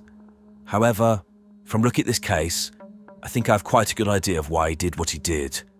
But in order to understand this, I need to outline the profile of Damien Bendel. But first, I want to point out that the conclusions that I've reached shocked even me, and I think it makes the unimaginable horror in this case even worse. So please end the video now if you need to. Specifically, it's clear that Bendel was a psychopath. A weak, pathetic man, devoid of any emotion, who believed that others should do his bidding and cater to his needs. This included in relationships. He lived rent-free in the house with Terry and the children, and likely felt this was his domain, and despite his behaviour, he was entitled to act in any manner he wanted. As with other domestic abuse perpetrators, defiance of his will or calling him out on his behaviour was met with punishment. I think that Bendell's beliefs about entitlement within the family home included using this environment to indulge his paedophilic sexual interest in children, something the police were already very concerned about. Unfortunately, I think the trigger to this incident was something to do with Lacey. Whether Bendell was caught doing something or something was disclosed, I think that Terry confronted him. Her daring to question him on his behaviour meant she needed to be punished, so he attacked her with the hammer. He then went around attacking the children so as to not leave any witnesses, leaving no one alive to tell the police what really happened that night, and also so he could spin his web of lies. He then did something unspeakable. He raped Lacey, and a terrible detail in the reports I've seen is that he deliberately took her into the same room where her mother was lying, either dead or dying, in order to do this. I think that Bendell deliberately raped Lacey in front of her mother, with him hoping that she would hear and see him doing this to her daughter. This would show her that he was in control and that he'd do whatever he wanted with her children. He wanted the last thing she saw to be him violating her daughter. This conclusion, if accurate, sickens me, and I think epitomizes the evil of Damien Bendell. He is where he belongs, and as a child rapist and murderer, I do not imagine his time in prison will be easy. On the 26th of May 2013, 22-year-old Jamie Reynolds lured his friend, 17-year-old Georgia Williams, to his home on Avondale Road in the town of Wellington in Shropshire, a county in the UK. This is under the pretense of her helping him with a photo shoot so that he'd become a professional photographer. Georgia didn't know that she'd walked into a trap set by a deviant, extremely dangerous sexual sadist who has spent years fantasizing about hanging a girl and then having sex with their dead body. Georgia agreed to a photo shoot with a noose around her neck, not knowing the setup was real. Reynolds pulled the rope and hanged Georgia whilst kicking away at what she was standing on. He then watched her slowly strangled to death in front of him before violating her body. Reynolds had planned this day in great detail for months, and the police recovered a story that he'd written about Georgia and what he was going to do to her, which included the line, quote, "I can't wait to see you dance for me. I like my girls dead." At his sentencing, it was assessed that Reynolds was a serial killer in the making, a man who had been stopped before he'd ended the lives of others. But a serious case review showed the incompetence of various agencies and the fact the warning flags were obvious for years, but no one acted on them. Welcome to Evil Among Us. Jamie Reynolds was born in either 1990 or 1991 in the county of Shropshire, in the West Midlands of England. There was some trauma in his early years, with him being exposed to his biological father, beating his mother, as well as him being physically and emotionally abused by him, but his mother eventually fled the family home and began a relationship with a man who had become Reynolds' stepfather. This man, in contrast, was very supportive, and Reynolds spent most of his childhood in a middle-class household living in the town of Wellington. His mother and stepfather later tried to raise the alarm about his behaviour to authorities, so it seems he came from a pro-social household. However, despite this outwardly stable upbringing, for around the age of 16 years old, Reynolds began down a path of sexual depravity, which was originally confined to the internet, but then spilled out into the real world. Court records show that for years prior to the murder, Reynolds was obsessed with extreme pornography and had been addicted to this since he was around the age of 16, but he likely started looking at this even earlier. Records released after his sentence show that Reynolds frequently visited YouTube channels which showed violent scenes from films, especially those where women were murdered. This progressed through him following channels which uploaded videos showing simulated acts of violence against women, especially strangulation, with titles such as, quote, "Girl strangled by boyfriend," "Two ladies strangled on bed," and "Strangled by husband." Eventually, Reynolds progressed to watching snuff films, videos depicting real-life death, including murder and horrific accidents. He signed up to various adult dating websites, looking for sexual partners who he could use and abuse. On one of these, he stated his favourite porn genre was, quote, choking.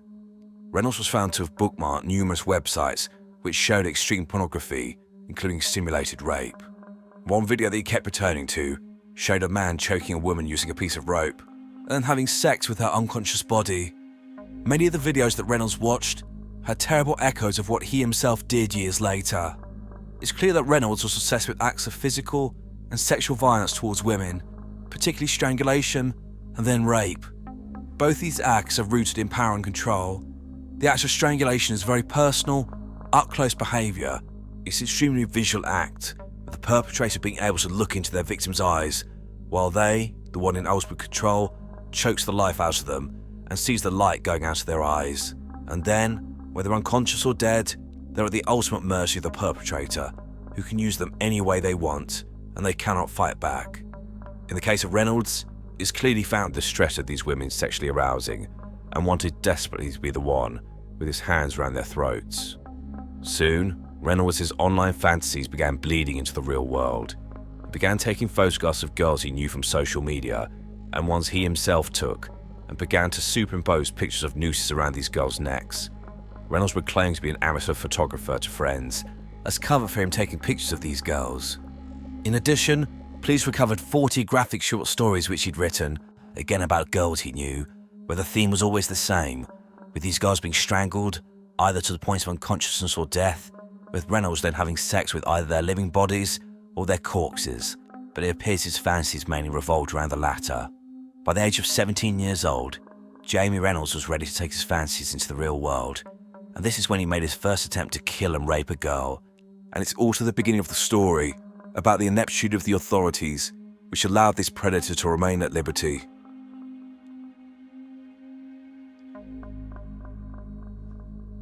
In January 2008, Reynolds, aged around 17, lured a 16-year-old girl back to his home with the promise of paying her money if she would pose for some pictures for him. He'd clearly been fantasizing about attacking this girl, as he had superimposed an image of a noose onto a picture of her. When she got to the property, it's clear that she felt something was wrong, and when she refused to go upstairs or into the kitchen, Reynolds attacked her, placing his hands around her throat and attempting to strangle her. She managed to fight Reynolds off and flee the house and called the police. When the police arrived, the girl was found with swelling and red marks around her neck.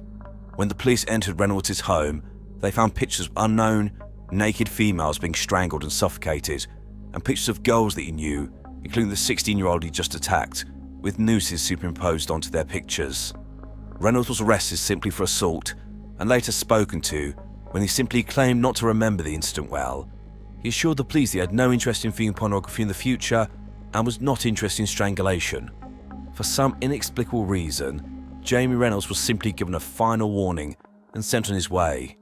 Around this same time, Reynolds' mother and stepfather contacted the mental health services about their concerns related to the contents of his computer. Reynolds was assessed by a doctor who, after speaking to him and seeing the pictures, determined that he posed a, quote, significant risk to others. And then, nothing. Absolutely nothing. It appears that mental health services simply sat back to see what would happen. It doesn't appear there was any information sharing with the police or anyone else. Instead, they told Reynolds' parents to go to the police to raise concerns themselves.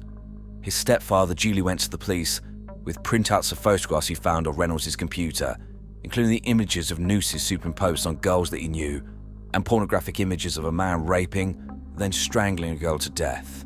He told them that he was concerned what his stepson might be capable of. The police simply noted this interaction on their system, but did nothing. They didn't link the two incidents, and realised they needed to look again at Reynolds, and conclude correctly that the incident involving the 16-year-old girl was far more serious than they'd originally believed, although, in my opinion, this was blatantly obvious. The pieces that different agencies held show that Jamie Reynolds was, by the age of 17 years old, an extremely dangerous young man who was clearly a potential rapist and likely murderer in the making, but there was no communication and no one took the lead on trying to stop him. In addition, despite Reynolds being found with pictures of girls he knew, clearly potential targets, none of them were warned, and they only found out about the disturbing images after his arrest for murder. The issue with this lack of action is that someone like Reynolds basically becomes more emboldened.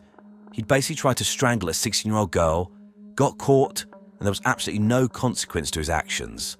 I think that Reynolds took this as a green light to escalate his behaviour, which he did with horrifying consequences only 5 years later. Reynolds was able to wear some semblance of a mask of sanity in public, but he was known as an odd, creepy individual. He would fixate on women and repeatedly ask them out, even if they had boyfriends, or repeatedly refused his advances. He appears to have been a fantasist, creating scenarios in his head where he was already in relationships with these women, despite them being clear they were not interested. When he finally got the hint, he would post self-pitying messages online, stating that he was, quote, cursed, and, quote, whenever I arrange dates, they either never happen or the girl magically gains a boyfriend. He was clearly a man who had difficulty taking no for an answer, and this would come to a head in 2011 when he harassed a girl repeatedly trying to get her to go out with him. It got to the point where she confronted him to tell him to leave her alone. In response, Reynolds reversed his car into this girl. Police were called, but I cannot see this led to any formal action, but also no link was made between this incident and the offence in 2008 or the concerns reported by his parents.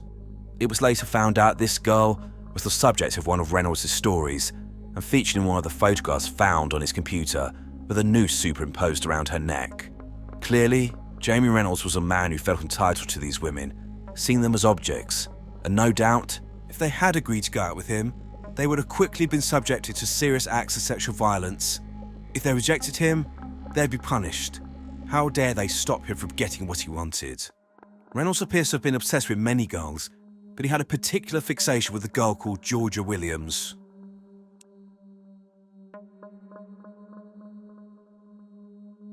Georgia Williams was born on the 8th of September 1995 in Shropshire and was, by all accounts, an extroverted, kind and popular young lady. She grew up in a happy and loving home with her father Stephen, a police officer, her mother Lynette and her sister Scarlett. Stephen later described his daughter as a, quote, sweet and loving girl. She was bullied in junior school, but didn't let this change her personality. And when she went to Urkelwood Technology College at Telford, she became a student mentor and a student counsellor, and in her last year, when taking her GCSEs, she became head girl. She was also a Royal Air Force cadet, had aspirations of being a medic in the armed forces. It's clear that Georgia was a person who wanted to help others and wanted to devote her professional life to this. However, it was this caring personality trait that would eventually lead her to fall into Reynolds' trap. The pair lived around 5 minutes away from each other and met in the Haygate pub in Wellington, which put on live music. How long they knew each other is unclear, but it doesn't appear it was long, likely less than a year before the murder. Reynolds took an instant shine to Georgia and asked her out repeatedly, despite her making it clear that she wasn't interested in him in that way. He went online to moan about how hard done by he was, that Georgia would not go out with him, leading to one person responding, quote, get over it, grow up. However, as I've already mentioned, Reynolds was not a man who took no for an answer. And, whilst outwardly he stayed calm and passive, she'd become the focus of one of his disturbing stories, and he had superimposed a noose onto a picture of her and restraints on her wrists, and by January 2013, he'd begun to plot her murder.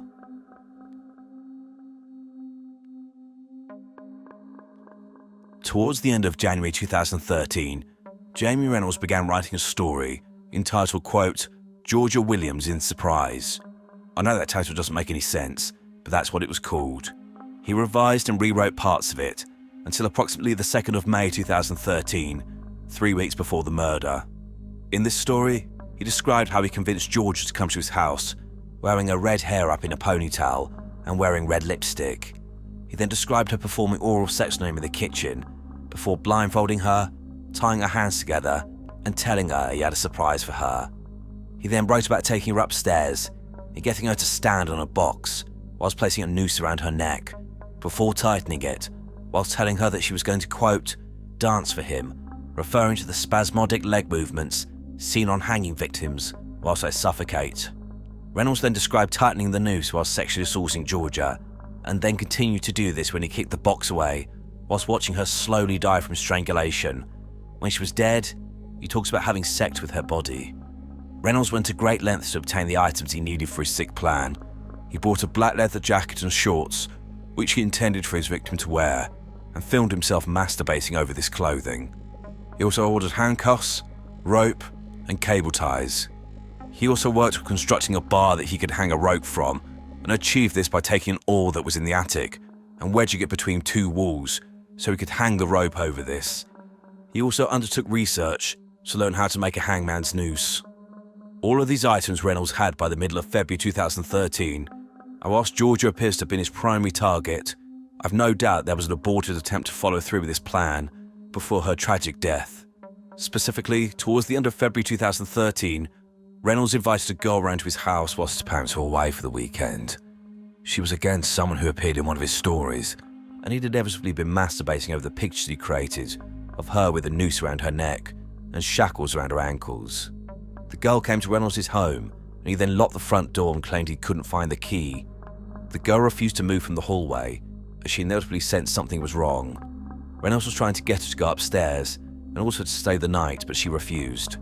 He spent an hour pretending to look for the key, and by the end of the time, the girl was screaming and threatening to break a window to get out of the property. Reynolds then miraculously found the key, unlocked the door, and the girl fled. Unfortunately, Georgia would not be so lucky. Reynolds' absolute commitment to finding someone to kill is shown by the fact that in May 2013, the month of the murder, he'd sent out messages to approximately 15 girls on Facebook, asking them to help him out with a photo shoot. He told them the shoot would involve a simulated hanging. 2 or 3 girls responded and said they would help, and Reynolds organised for 2 of them to come to his house at the end of May, the day after he committed the murder of Georgia. With regards to Georgia, unfortunately Reynolds played on her good nature, her desire to help others. At this point, he was working various part-time jobs and moaned to her about his lot in life and how he wanted to find a real career. He wanted to become a professional photographer, but in order to do this, he needed a portfolio. He didn't have enough money to pay someone to pose for him. Georgia, wishing to help her friend, said she'd be happy to pose for him. He told her that the photo shoot would involve a simulated hanging and that he would want her to wear specific things, and asked if that would be okay. She said it would be fine. I know inevitably it will come up in the comments about why she agreed to this. I think there are a couple of things to point out. Firstly, her age. She was 17 years old, and perhaps a little naive. But I think the most important thing to say is that hindsight is a wonderful thing. I don't think many of us even think about the potential that we may know someone who's a murderer or a rapist. Even if Georgia had some reservations, I think she just wanted to help out someone that she thought was in need. The date agreed for them to meet was May the 26th, 2013, a day where Reynolds' mother and stepfather were away, and he had the entire house to himself.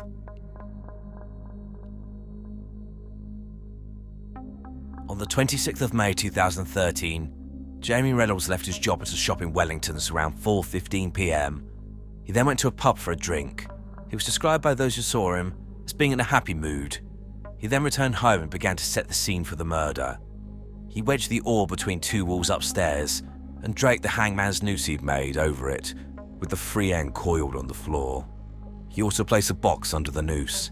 He then took a picture of this setup, which was recovered later.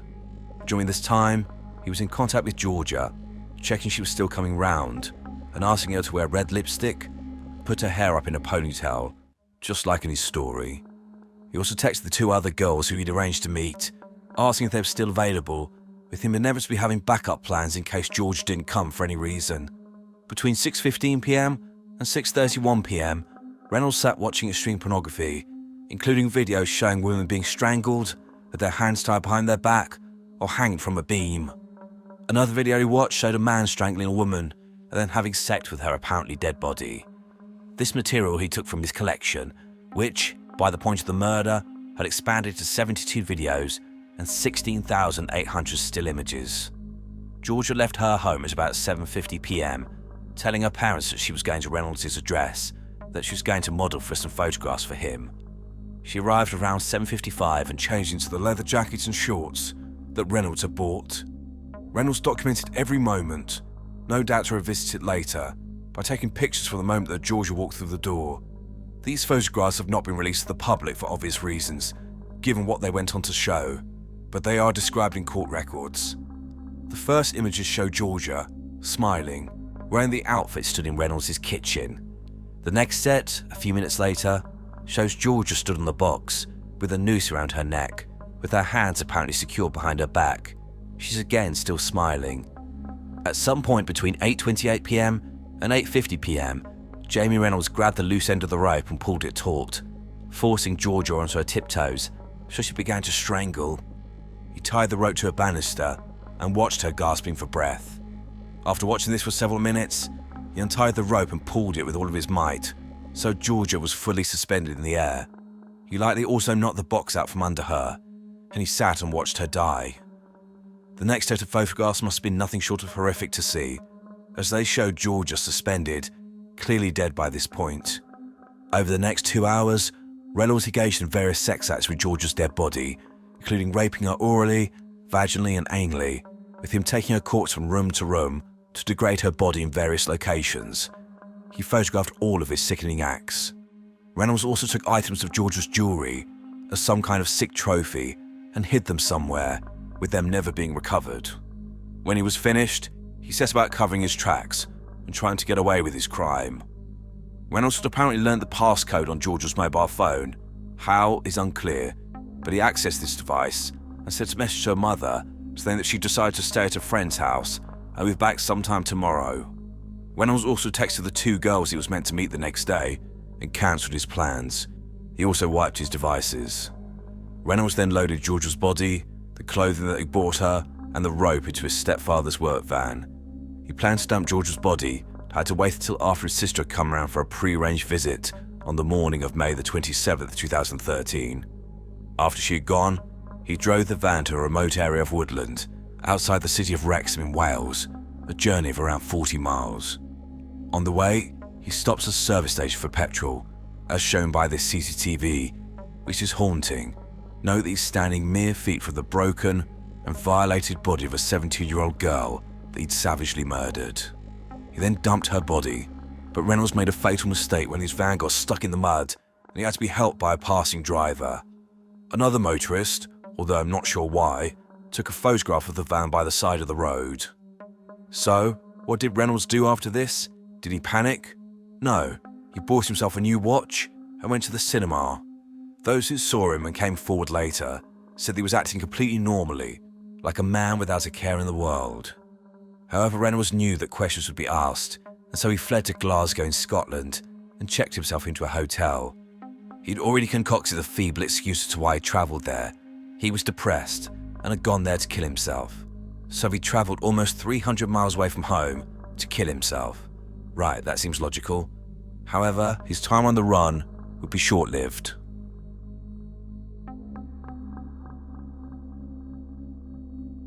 Unfortunately, due to the text message that Reynolds had sent, her family didn't start to worry about Georgia until the 27th of May 2013.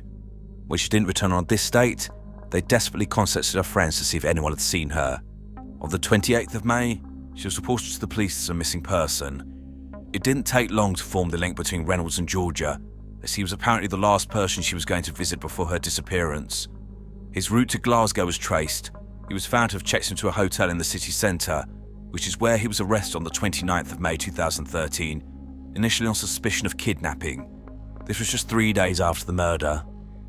Officers from West Mercia Police made appeals to locate Georgia and asked the public to help trace the movements of the van that Reynolds was driving. The person who took the photograph of him stuck by the road contacted the authorities and gave them the image, placing Reynolds in an area outside Wrexham. The police also searched his home and seized various items, including electrical devices, such as computer and memory sticks. On the 30th of May 2013, Reynolds was transported down south and was questioned over 2 days on suspicion of kidnapping Georgia. Reynolds stuck to his ridiculous story that he'd gone to Scotland to kill himself, but the police had already built a strong case against him quickly.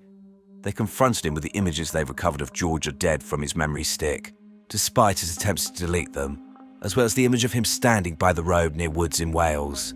Reynolds then changed his story, stated that he had flashes of memory of him dragging Georgia through some woods, but he couldn't remember how he got there or what had happened before that. Whilst police were questioning Reynolds on the second day, the 31st of May 2013, they had launched a search of the area in Wales where the photograph of Reynolds had been taken, and they soon found the body of Georgia. She had simply been dumped in open ground, naked, With no effort to conceal her, the police then had to tell her parents that their daughter was dead. Jamie Reynolds still claimed he couldn't remember anything, but it didn't matter. The case against him was airtight, and late on the 31st of May 2013, he was charged with Georgia Williams' murder and remanded into prison to await his fate.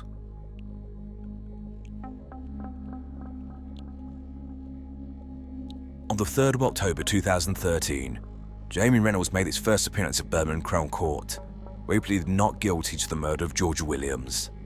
However, on the 2nd of December 2013, the first day of his trial, he pleaded guilty to her murder. No doubt he knew the writing was on the wall. He would inevitably be convicted, and his only play was to plead guilty, to try and get time off his sentence. However, he was sorely mistaken. The judge, Mr. Justice Wilkie, adjourned the case of Reynolds to be assessed by a psychiatrist, Professor Peckett, who produced a report for the 19th of December 2013, the day that Reynolds stood to be sentenced. Justice Wilkie highlighted the premeditated and calculated nature of Reynolds' offending, but made particular reference to the psychiatric report, with him stating, quote, "Professor Peckett is of the opinion that you do not suffer from a recognized mental disorder, nor do you have an abnormality of mental functioning. The only narrative that stands up to examination is that you wanted to hang a girl and have sex with her corpse to fulfill a long-standing necrophilic fantasy. He has expressed the opinion that you are intelligent and plausible, are capable of learning new tactics and strategies, and had the potential to progress to being a serial killer. Whilst you pose an ongoing risk to your own life, you also pose a grave risk to women and will continue to do so for the rest of your life." The judge indicated he fully agreed with this assessment. He then sentenced him. For the murder of Georgia Williams, Jamie Reynolds was sentenced to a whole life order, meaning he will never be released from prison. After his sentence, Reynolds' barrister stated that he had resigned himself to spending the rest of his life in prison. However, he quickly changed his mind, and in April 2014, Jamie Reynolds appealed his length of sentence. This was denied. I've read the refusal of his appeal, and I love this type of legal language, with very flowery and professional words being used to say, hell no, if we could put you under the prison, we would. At the time of his sentencing, Reynolds was only the second person in the UK to be given a whole life order due to killing a single person, as this type of sentence was usually reserved for people who'd committed multiple murders. The first was Mark Bridger, who abducted and murdered 5-year-old April Jones in October 2012 in Wales. Since then, they have both been joined by others, including Thomas Mair, who murdered MP Joe Cox in Birstall, West Yorkshire, on the 16th of June 2016. In addition, there's Michael Adebolajo, who was sentenced to spend the rest of his life in prison in 2014 for the murder of soldier Lee Rigby in May 2013.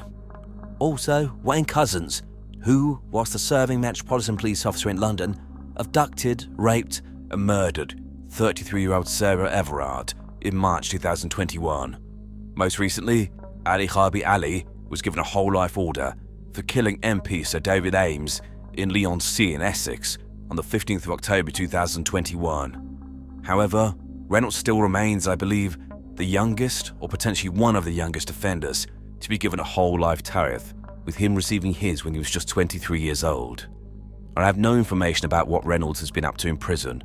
I read an article from a few years ago that says he's in the Monster Mansion, H&P Wakefield, surrounded by the most dangerous and perverted murderers and rapists in the country.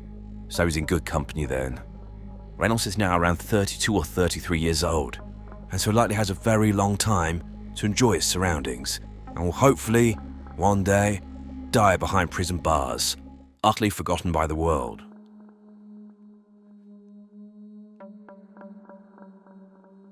The murder of Georgia Williams laid bare serious failings in multi-agency working. The pieces were there, but no one bothered to put them together. It appears that 2 serious case reviews were commissioned, one which solely looked at West Mercia Police's role in this. Both were scathing. The one from the police indicated that potentially disciplinary action was going to be taken towards officers involved in the previous incidents. Whether this happened or not is unclear. The report made the usual recommendations to try and avoid something like this happening again. It's difficult to have faith in reports like this, as serious errors, albeit by other forces, continue to happen. For example, the colossal clusterfuck that was the investigation into the case of Stephen Port. Georgia's parents, Stephen and Lynette, were obviously not only devastated by the loss of their daughter in such horrific circumstances, but also because Reynolds could have been stopped long before he snatched her away from them. I want to play this short clip about their reaction to the reports that were released. These officers in here shouldn't sleep at nights because they let Georgia down. Their failings led to our daughter being killed by Reynolds. They killed Georgia by not dealing with him properly, and they should accept some consequences for that. Even more terrible in this case is the fact that Stephen was a police officer with West Mercia Constabulary. It seems horribly perverse that a man who devoted his life to working for an organisation because he wanted to serve others was let down by that very same organisation when it came to protecting his own family.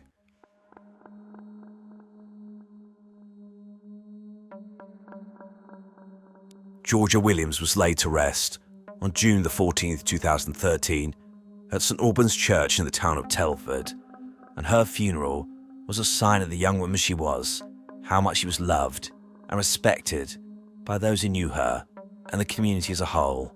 Her friends tied turquoise and orange ribbons, her favourite colours, along the entire funeral route. Hundreds of air cadets marched to the church from their headquarters and formed an honour guard for the mourners entering the service. Hundreds of pupils from Urquhart Wood Technology College, where Georgia had previously been a head girl, also attended. 20 police cadets marched into the church in ranks of 2 as the church bells tolled to mark the start of the service. The church, which held 450 people, was full to capacity, and the service was relayed via loudspeakers so the hundreds stood outside who had come to pay their respects. The service started with the song All Things Bright and Beautiful, as this was felt to match Georgia's character, and all the mourners were told to wear bright colours to celebrate her life. Her father Stephen read out a poem written by one of her friends during the service, which went, quote, "We thought of you today, but that is nothing new. We thought of you yesterday, and the days before that too. We think of you in silence. We often speak your name. Now all we have is memories, and your picture in a frame. Your memory is our keepsake, with which we will never part. God now has you in his keeping, Georgia, but we will have you in our hearts." As a sign of the impact this tragedy had on the wider community, on the 17th of August 2013, a minute's applause was held before AFC Telford United's next football match. The club now gives a yearly award, known as the United for Georgia Trophy, to young volunteers at the club. The scale of the outpouring of respect and grief for this young woman is a testament to how much she was loved. I want to conclude this section by reading the statement from her father Stephen on behalf of the family, which they wrote before Reynolds' failed appeal in 2014. His words are more powerful than mine could ever be. Quote, "It's now been 1 year and 5 months since pure evil took Georgia's life in the most cruel and unimaginable way possible. Georgia has now missed 2 birthdays, her 18th and 19th, Christmas and her sister's graduation, and many other family occasions. Each of these days, which should have been joyous occasions, have been filled with grief beyond description for me, Georgia's mum, sister, and the rest of the family. There are no joyous occasions for us anymore. There's just coping. If this isn't enough, we are here today to suffer, to put through anguish that we could all do without. To be honest, I'm surprised to be here today, to listen to an appeal against the terms of punishment handed down by a Crown Court judge who had obviously considered every aspect of his sentencing options, who explored his reasoning with logic, with regard to the laws of this land, with regard to the defendant, with regard to us, and just as importantly, to the rights of the public in the long term. This evil coward obviously doesn't accept that, but what he has to realise is that he was the master of his own destiny when he spent months planning Georgia's death, with such detail and callousness, and then ultimately murdering her. Where is Georgia's right to appeal? Where is our right to appeal against this life sentence that I can only describe as purgatory? There is none, even though I appeal to the highest authority over life and death every night, when I pray to God to give Georgia her life back. A life where she would have continued to make her mark, doing good, serving her country in the RAF, making people happy, sticking up for right against wrong, and most importantly, for us, being part of the family in its journey through life. Georgia never harmed anyone, or ever would. She had save a life on her list for life. She wanted to be a paramedic and serve on the front line with the RAF. I know she would have achieved this and much more. Her life was, and still is, worth indefinitely more than the evil that appeals to this court today. She contributed to life, not took it away. Georgia only went to that house that evening because, in her words, he's a mate and I don't want to let him down. That was what she told her mum before she left that sunny evening.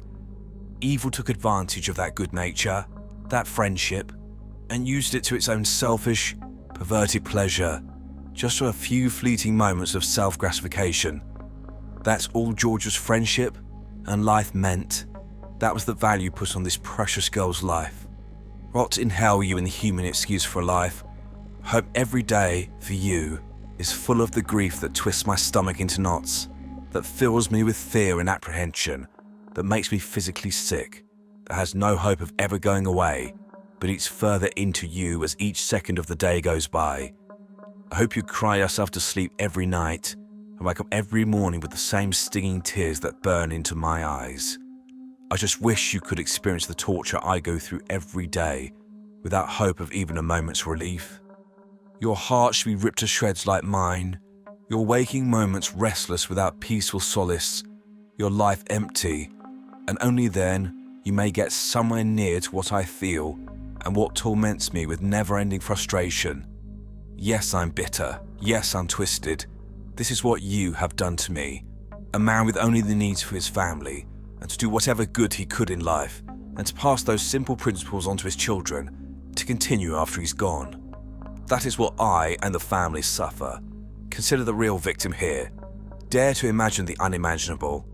Place yourself in Georgia's shoes, with a rope around your neck, with the inevitable knowledge of what is going to happen next. Try and imagine those last moments of life, spent in terror and struggle. Just try. God bless you, Georgia. Dad.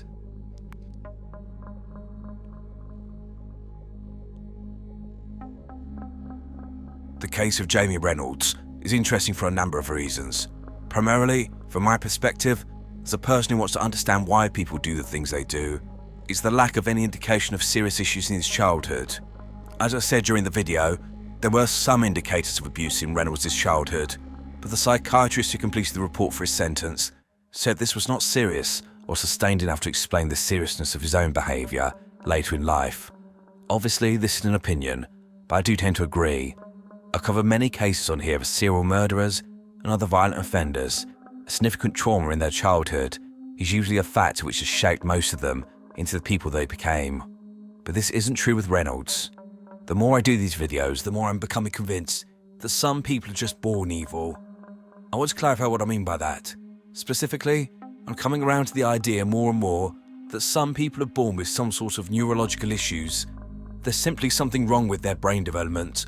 They could be raised in the most loving and caring household, that it wouldn't make any difference. They were still going to kill. Whatever was, or is, wrong in Reynolds' brain meant that his sole focus in life was sexual gratification from the abuse and murder of others. He saw the world very differently to other people. He saw those around him as things. He knew they were alive, but he didn't care or potentially understand that they were, in and of themselves, complex beings with hopes, dreams, desires, fears, etc. No, they were just sacks of meat who happened to share the same space as him.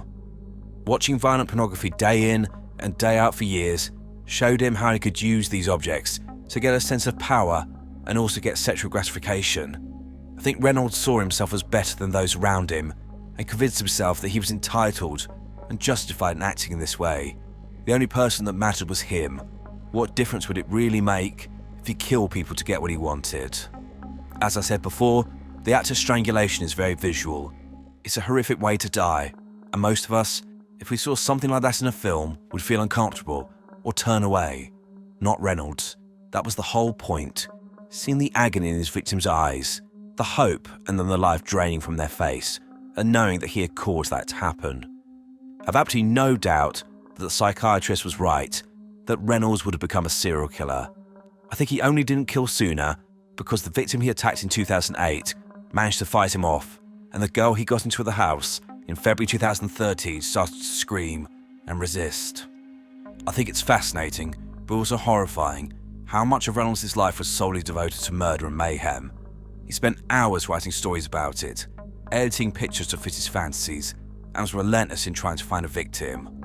I also believe that Reynolds, after killing Georgia, considered for a moment whether he could get her body out of the way and then return to the property in order to meet the other girls he'd invited round, so he could kill again. I think the only reason he cancelled was not because his bloodlust was satiated, but purely for practical reasons, as he knew that moving her remains would take longer than he thought.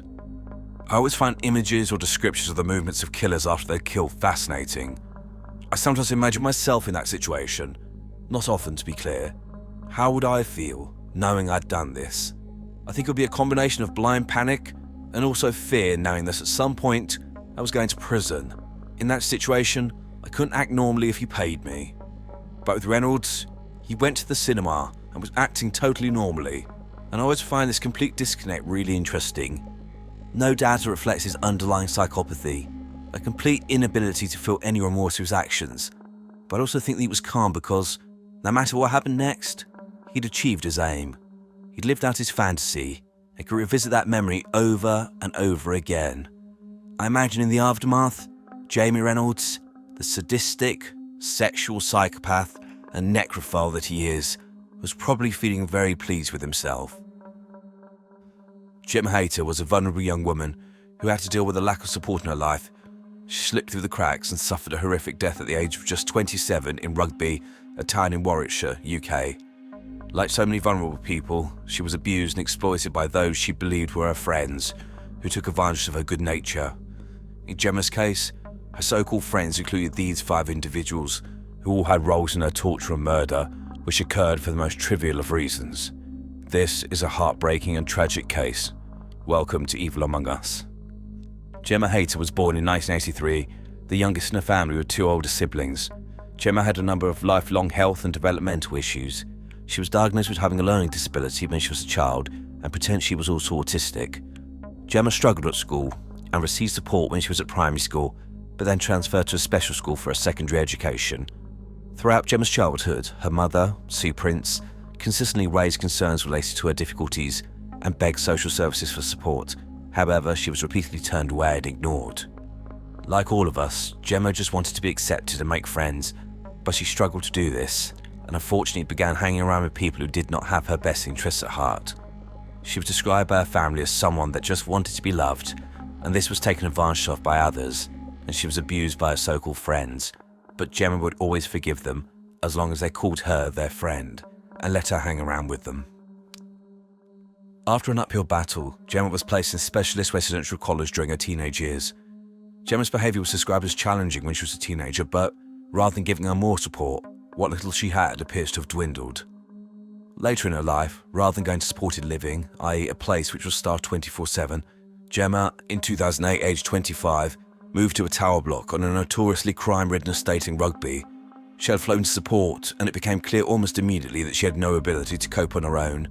There were repeated concerns raised by neighbours, the police and her family members about the squalid conditions in Gemma's flat, with it being noted that the smell from her property could be detected from some distance away.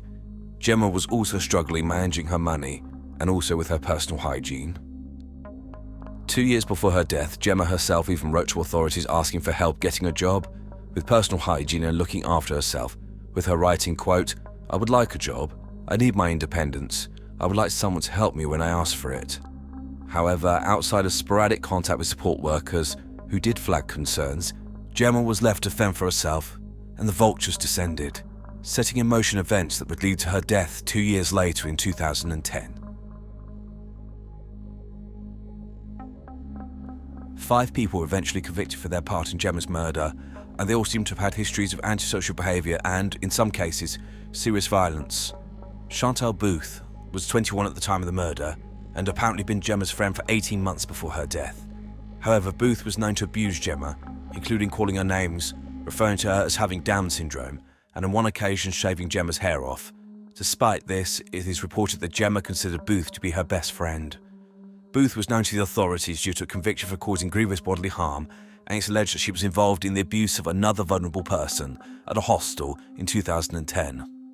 Daniel Newstead was 19 at the time of the murder and was in a relationship with Booth, who he lived with in a flat close to Gemma.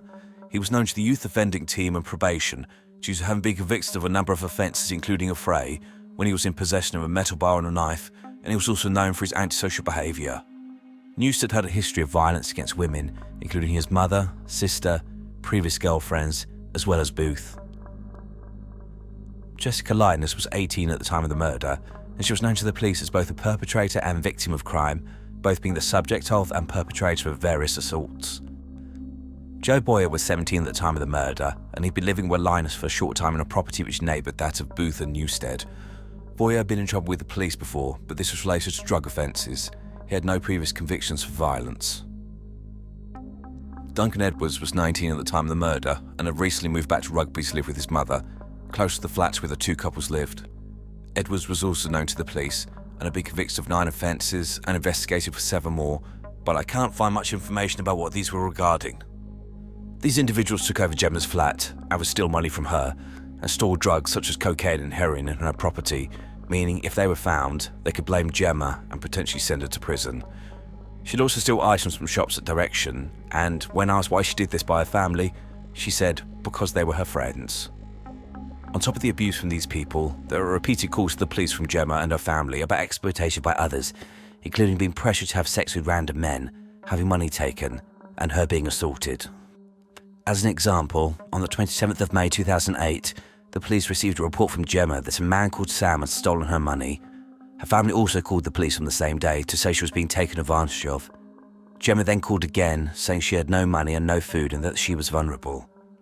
Between 2008 and her death in 2010, it appears there were at least 13 reports made either by Gemma, her family or others, raising concerns about her being exploited. However, none of these seem to have been acted upon, and Gemma was not given any additional support. The events leading to the murder began on Saturday the 7th of August 2010, when Gemma and the 5 perpetrators were in Rugby Town Centre having a drink. Gemma was in a playful mood and began jokingly telling doormen and bar staff that Booth was only 15 years old. This then led to them being refused entry to some pubs and ejected from others. As a result of this, the group turned their anger on Gemma, and she was assaulted. On Sunday the 8th of August, the day before the murder, Booth and Newstead invited Boyer, Linus and Edwards to the property. It appears they spent the afternoon drinking alcohol and smoking drugs, and at some point decided to lure Gemma to the property to attack her. Why is unclear, but it appears to be linked to the incident the night before, but also because Gemma apparently owed Booth money. Gemma was asked to come round and, due to wishing to spend time with her friends, dutifully arrived. Gemma then walked into a nightmare, and over the next 4 hours she was tortured and assaulted. This included her being headbutted, having her body thrown against a radiator, which broke her nose, being beaten with a mop. In addition, Edwards and Boyer urinated into a can of lager, which they forced Gemma to drink. She was locked in the toilet, and Gemma's phone was taken from her and flushed down another toilet so she could not call for help. At just past midnight, on the 9th of August, Gemma said she wanted to go home, and the 5 perpetrators said they would walk her. I think it's clear that, by this point, they all realised that Gemma could not be allowed to live and potentially report them to the police, so they walked in the complete opposite direction to Gemma's home. This heartbreaking CCTV footage shows her final walk.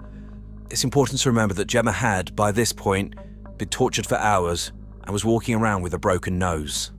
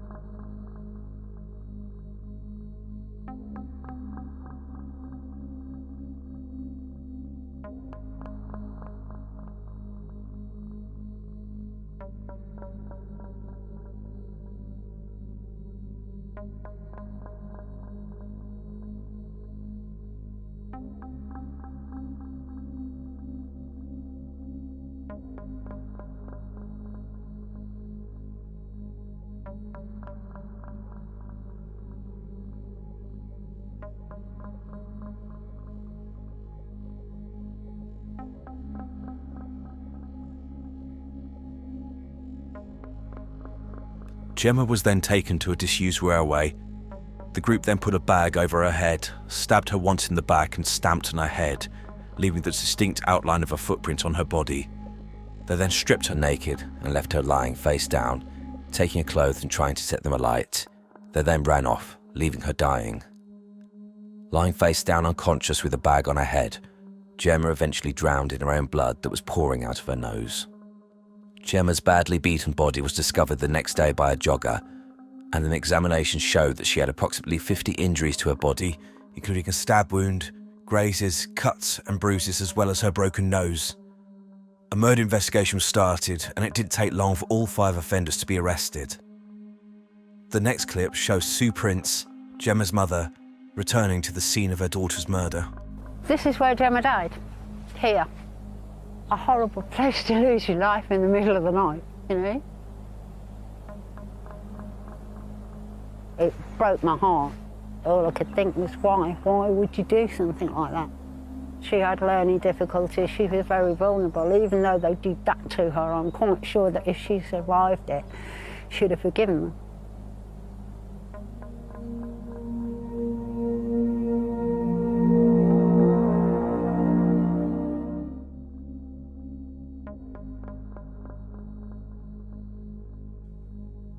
All 5 denied their involvement in the murder of Gemma, and, as usual, all tried to blame each other rather than taking responsibility for their actions. So the case went to trial at the Old Bailey in London. During the trial, the horrific nature of Gemma's death and the evil nature of those responsible was fully exposed. The jury convicted all 5 of offences linked to the death of Gemma. Before sentencing the 5 on the 12th of September 2011, Lady Justice Rafferty delivered her remarks. She described the murder as, quote, vile, and a, quote, chronicle of heartlessness. She also stated that Gemma was, quote, locked into a lavatory. She called out again and again for a mobile phone, which was put down another lavatory to protect you by ensuring she could not get help. I struggled to see how much lower you could have sunk. Justice Rafferty said that Gemma, quote, had to be taken out of the flat, cleaned up so that attention would not be drawn to her en route. She tagged along, battered, in pain, and unsuspecting, like a faithful, loving dog, as you walked her to her death. With regards to the bag that was placed on Gemma's head, Justice Rafferty said, quote, when she screamed, struggled and shed it, you replaced it. She choked to death in her own blood because of what, there and in the flat, you had done to her. One final indignity was to come. You stripped her naked and left her body where you had dragged it. Gemma Hayter died alone. Justice Rafferty singled out Booth, describing her as, quote, a nasty piece of work, as it was her who Gemma described as her best friend, despite Booth abusing her for a number of years. She then sentenced them. Chantal Booth was found guilty of murder and sentenced to life in prison with a minimum of 21 years before she could apply for parole. Daniel Newstead was found guilty of murder and sentenced to life with a minimum of 20 years before he could apply for parole. Joe Boyer was found guilty of murder and sentenced to life with a minimum of 16 years before he can apply for parole. Jessica Linus, found not guilty of murder but convicted of manslaughter. Manslaughter in the UK is when a person kills another but only intended to hurt them. she was sentenced to 13 years in prison. Duncan Edwards, again found not guilty of murder but convicted of manslaughter, sentenced to 15 years in prison. In 2012, Boyer, Booth, Newstead and Linus all appealed their convictions, but all were denied. Most prisoners in the UK, unless on a life sentence and or considered dangerous, are released at the halfway point of their sentence and then are monitored by probation for the rest of their time. Therefore, it's likely that both Linus and Edwards have rejoined society. Whether they have reoffended is unknown. Boyer will be eligible for parole in approximately 3 years, whilst Booth and Newstead have almost another decade to serve before they can even think about being released.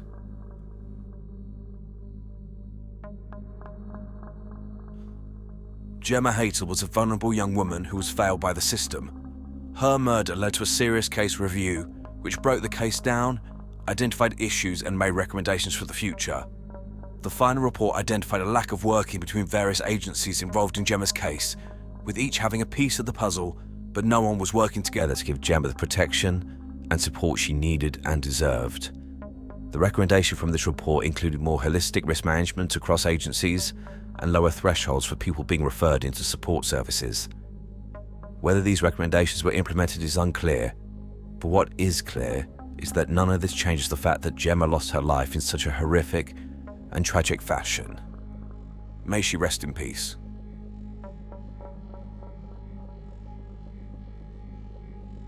So, I've already spoken about group dynamics and offending in a previous video, so I wanted to focus on something else. Specifically, whilst a serious case review made recommendations for professionals on how they should protect vulnerable people, this would not be necessary if people did not victimise these individuals.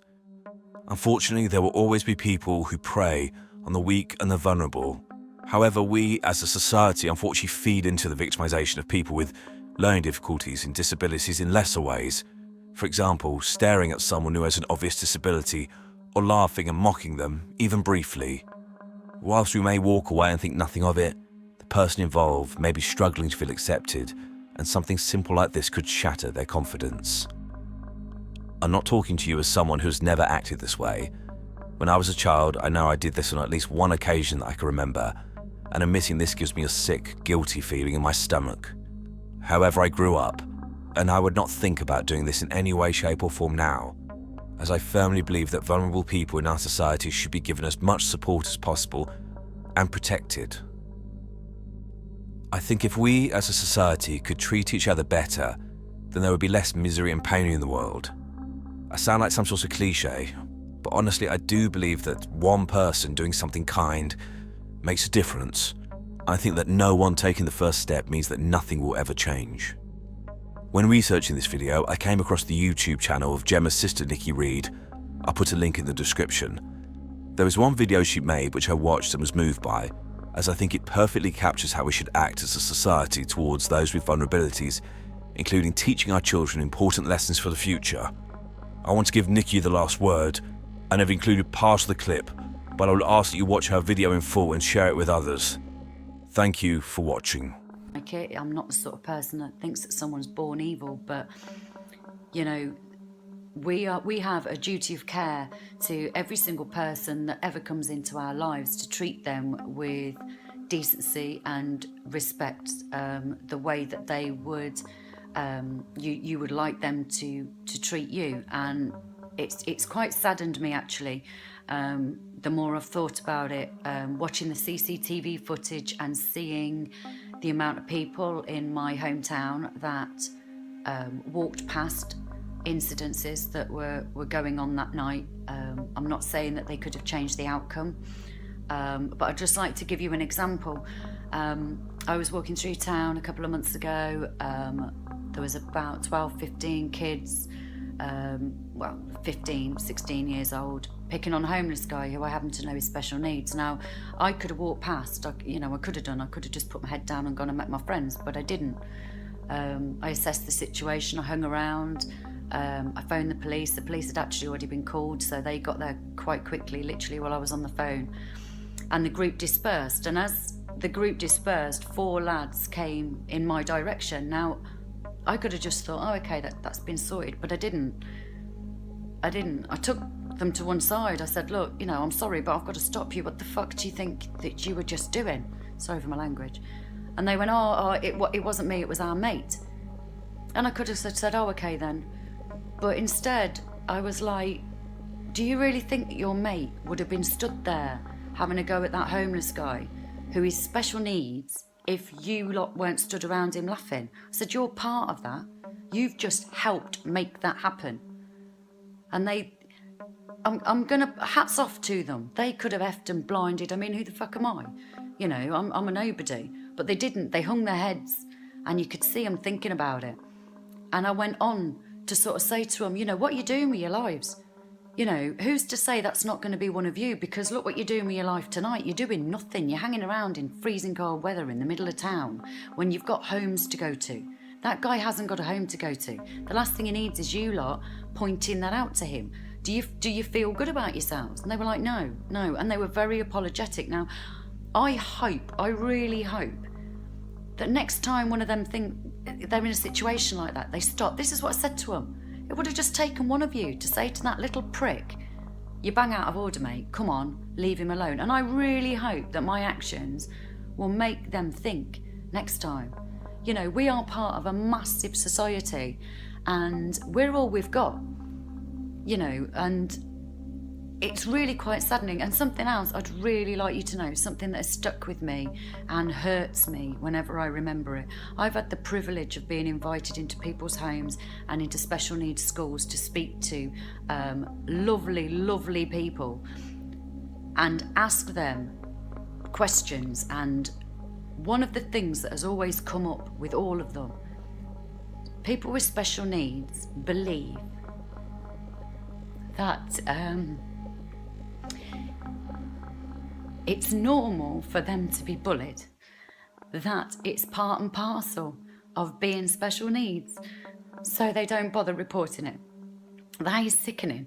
That is absolutely sickening, that these people struggle with their disabilities every day, get picked on for it, get pushed, kicked, robbed, laughed at, and they don't bother telling anybody because it's just part of being special needs. Those people that are doing that to them are our kids. They're your neighbours, they're your nieces, your nephews, maybe even your mum and dad. You know, don't call your kid a retard if he's being silly about something or playing up. You know, you're insinuating that these people are something to be used as an insult. You know, that guy who sits on the bench every day, all day, you know, talking to the birds, talking to himself with his little bags around him, and then you walk past and you laugh. Why? Sit down.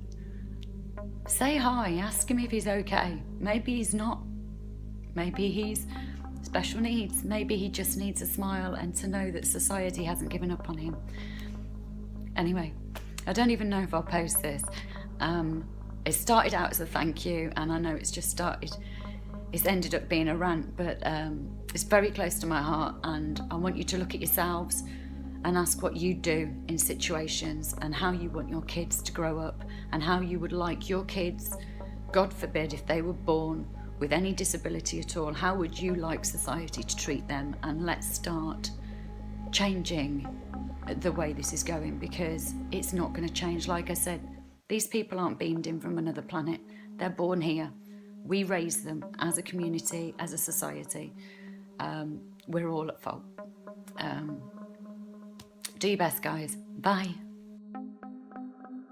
Peter Tobin was a Scottish serial killer, rapist, paedophile and sadistic domestic abuser who murdered a minimum of 3 young women between 1991 and 2006, but it's likely he killed many more and began killing earlier than is currently known. A psychopath, Tobin showed no remorse or empathy for anyone, and despite clear evidence of his guilt, never admitted his crimes and refused to give closure to the families of any of his victims.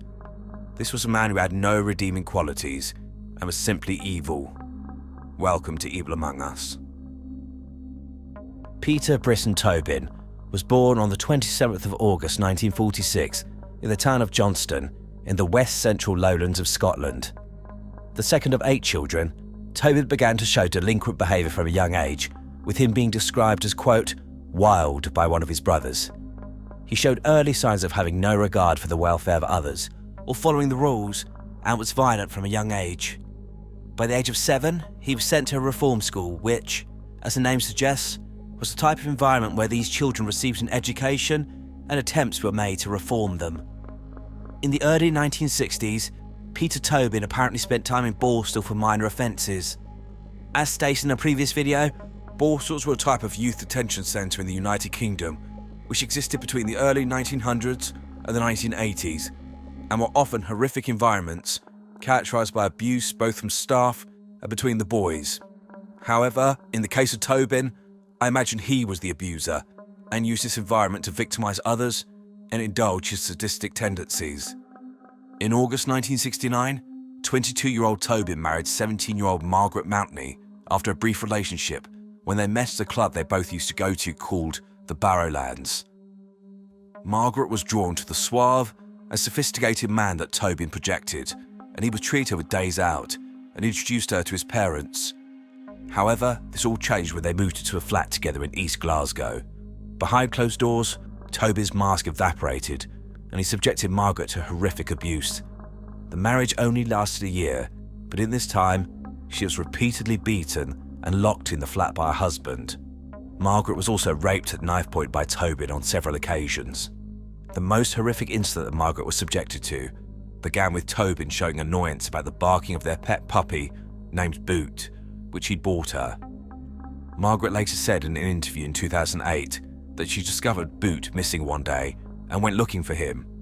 She recounts, quote, "I ran down to the yard and I said, 'Where's Boot?' And one guy said, 'His head's over there and his body's over there.'" Tobin had decapitated the puppy, apparently in order to, quote, "shut it up." And when Margaret complained, Tobin brutally beat her and then raped her whilst holding a serrated knife to her throat. He then inserted the knife inside her, causing horrific internal injuries. Blood from this axe seeped through the floor and through the ceiling of the downstairs tenants, who called the police, and Margaret was taken to hospital. She spent weeks in hospital, but was too terrified of Tobin to make a complaint to the police. Tragically, the extent of her injuries was such that Tobin had robbed her of the chance of ever having children. Margaret was finally able to flee the marriage when, in 1970, Tobin was sentenced to 5 years in prison for forgery and burglary, and I've little doubt if he had not been removed from her life, she would have been murdered. Tobin served half of his sentence and was released in late 1972 or early 1973, and within weeks, he'd met and married a 30-year-old nurse called Sylvia Jeffries in Brighton, where he relocated to. In an interview in 2008, Sylvia outlined the horror she endured at the hands of Tobin. Like his first wife, Sylvia was drawn in by the intelligent, well-spoken man that Tobin pretended to be. But once they married, he believed that he owned her and could do whatever he wanted. The pair had a pet dog, and Tobin would abuse this animal, assaulting it and swinging it around by its collar. Sylvia would also be beaten, and she remembered being threatened by Tobin whilst he was holding a knife to her neck, shouting, quote, "I'm going to kill you." Tobin would strangle Sylvia during sex, and use of violence seemed to be the only way he could become aroused. The pair had a son and a daughter who unfortunately died during infancy, but it was clear that Tobin had no regard for his children, and Sylvia recalls Tobin being annoyed by the rocking of their son's crib, and her, due to pure terror, going over to the baby and saying, quote, please be quiet, you'll make him crosser." Sylvia knew she had to escape the marriage, and in 1976, after 3 years of hell, she was able to do so with the help of a women's refuge. She stated, quote, "I just literally got to carry a bag with some stuff for my child and a pushchair. That's all we had. I can't explain the fear that I had. If he'd have come back, he would have killed me." Sylvia was then helped to get a permanent restraining order, prohibiting Tobin from ever contacting her or their son ever again. Peter Tobin then appears to disappear for almost 10 years, with police being unable to find any real trace of his movements during this time, with them believing that he joined a motorcycle club called the Rising Sun, living a nomadic lifestyle across the country. However, there's potentially another reason for this, as Peter Tobin was a man who frequently changed names and vehicles in order to remain anonymous and move without detection. Tobin is believed to have used over 40 aliases throughout his life, stayed in over 20 different locations, used 40 different phone numbers, and used over 150 vehicles to travel from place to place and cover his tracks. Tobin next reappeared in 1984 when he was living in Portsmouth, Hampshire, during which time an 8-year-old girl reported that she'd been raped repeatedly by him over a number of months. The police were called, but Tobin was not prosecuted due to insufficient evidence. In 1986, Peter Tobin met 16-year-old Kathy Wilson in Brighton, and within 3 weeks, she was living with him. By this point, Tobin was 40 years old, so double Kathy's age, and it's clear that he was targeting younger women, likely for 2 reasons. As I mentioned in a previous video, I believe this was to more easily be able to control his partners due to the difference in age causing an obvious power disparity in the relationship. However, secondly, I believe it's indicative of his sexual attraction to children and young women who would become his future victims. Soon after meeting Kathy, she gave birth to her son Daniel, and in August 1989, they married and moved to a house in Robertson Avenue in the town of Bathgate, West Lothian, Scotland. Within this house, Kathy was subjected to horrific abuse. In an interview in 2022, Kathy said, quote, "Throwing his dinner at me, putting his hands around my throat became routine. I was his slave. Even when I went into labour, he refused to take me to hospital until I'd cooked a roast dinner for him and some friends. I was scared to cross him and felt completely tied." Kathy also stated that Tobin would call her a, quote, "useless bitch," or, quote, "slut."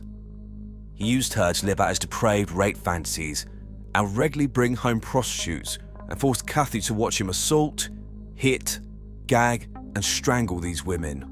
Tobin would specifically pick emaciated small women akin to children, again demonstrating his paedophilic inclination. Tobin would also threaten to murder their son.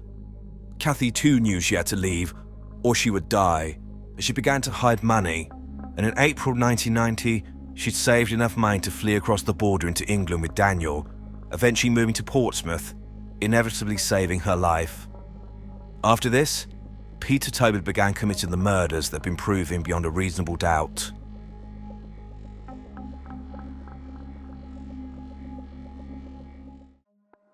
Peter Tobin's first confirmed victim was 15-year-old Vicky Hamilton, who was last seen on the 10th of February 1991 at a bus stop in Bathgate in Scotland, waiting to return home to her family.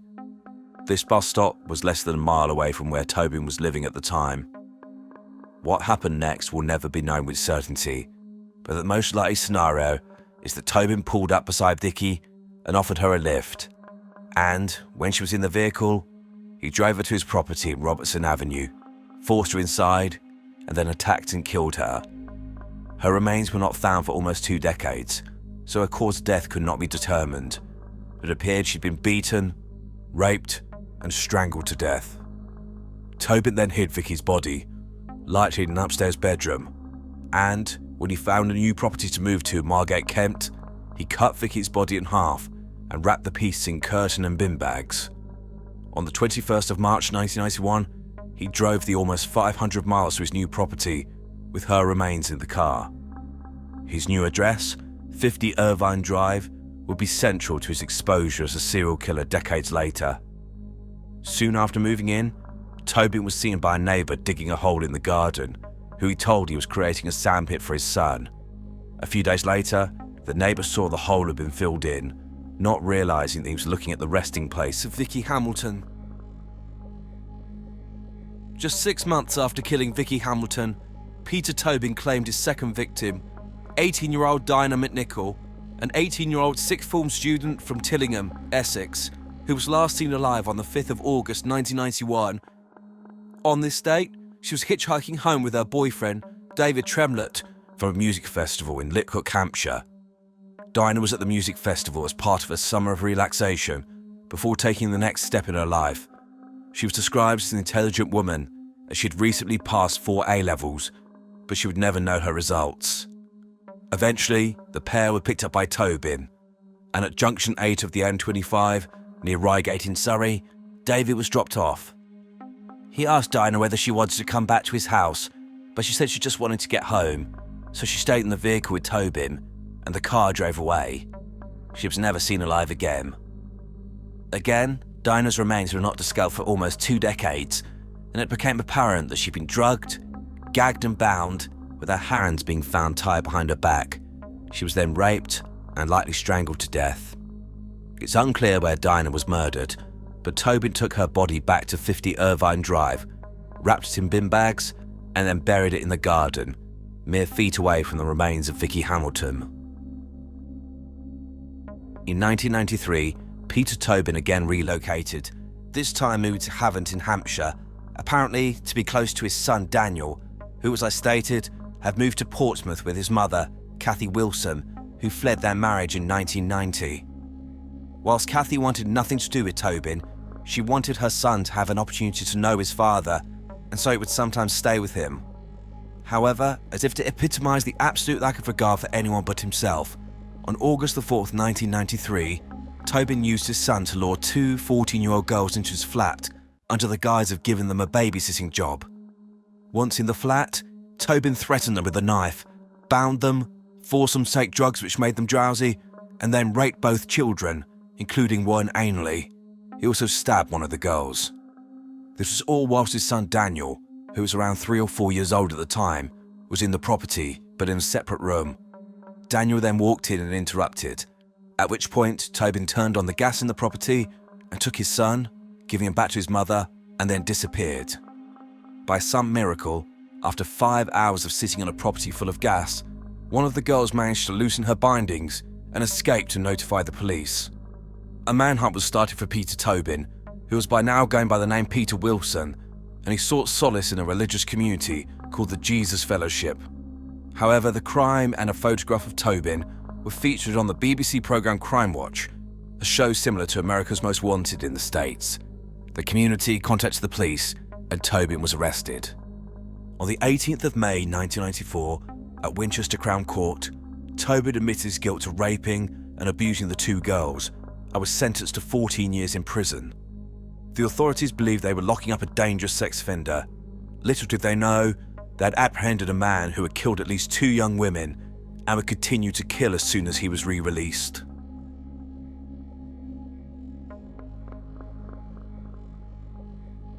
Peter Tobin was released in 2004, at age 58, and returned to Scotland, moving to the town of Paisley, close to the town where he was born.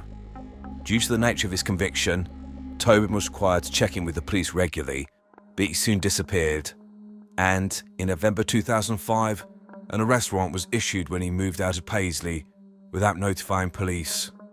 However, Tobin used his skills to evade capture, and, going by the name Pat McLaughlin, he actually did not go far, moving to Glasgow, approximately 12 miles away. By September 2006, Peter Tobin was working as a church handyman at St Patrick's Church in Anderston, in the centre of Glasgow, and it was here that he met his last victim. Angelika Kluk was a Polish national, at just 23 years old when she died. She was working at the church as a cleaner in order to finance her Scandinavian studies at university. She was last seen alive in the company of Peter Tobin on the 24th of September 2006. Angelika was a conscientious, polite and reliable person, and when she did not arrive for work, the police were called. An extensive search was conducted, and on the 29th of September 2006, 5 days after last being seen alive, Angelika's body was found concealed in an underground chamber beneath the floor near the confessional in the church under a tarpaulin. Angelika had been raped, viciously beaten, and stabbed 16 times, and her hands were found bound behind her back. It's believed that Angelika was still alive, although likely only for a short time, when her body was placed under the floorboards, where she bled to death. Fingerprints found at the scene showed that Pat McLaughlin was in fact Peter Tobin, who by this point had escaped to London, and the nationwide manhunt was begun. On the 1st of October 2006, Tobin went to a hospital in London due to an issue with his heart and gave a false name, hoping this would throw anyone off his tracks. It did not work. He was recognised as being a wanted man from police alerts, and he was finally arrested.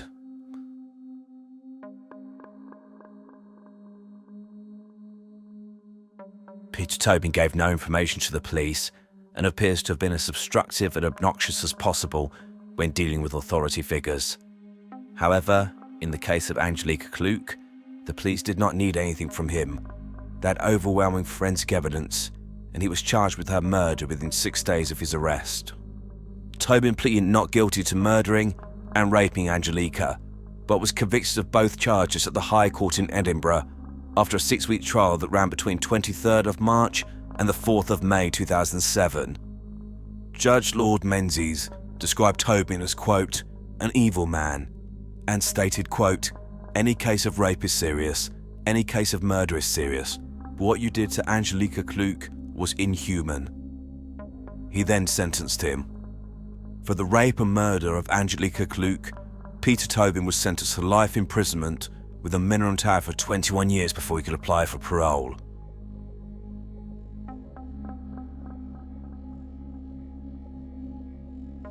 With Peter Tobin safely behind bars, the police coordinated across areas, leading to Operation Anagram being established in 2006. The purpose of this task force was to trace Tobin's movements throughout his life in order to link him to unsolved murders or eliminate him from inquiries. It's like the police, in conjunction with psychologists and psychiatrists, realised how dangerous Tobin was and that he had likely killed other women, but I think their concerns were galvanised when, in prison, he claimed to have killed 48 people. There was no evidence this is true, but it likely reinforced the police that they had no idea how many people Peter Tobin had actually killed. Their inquiries led them to search his former property in Robertson Avenue in the town of Bathgate. Within this property, the police found DNA evidence showing that Vicky Hamilton had been there.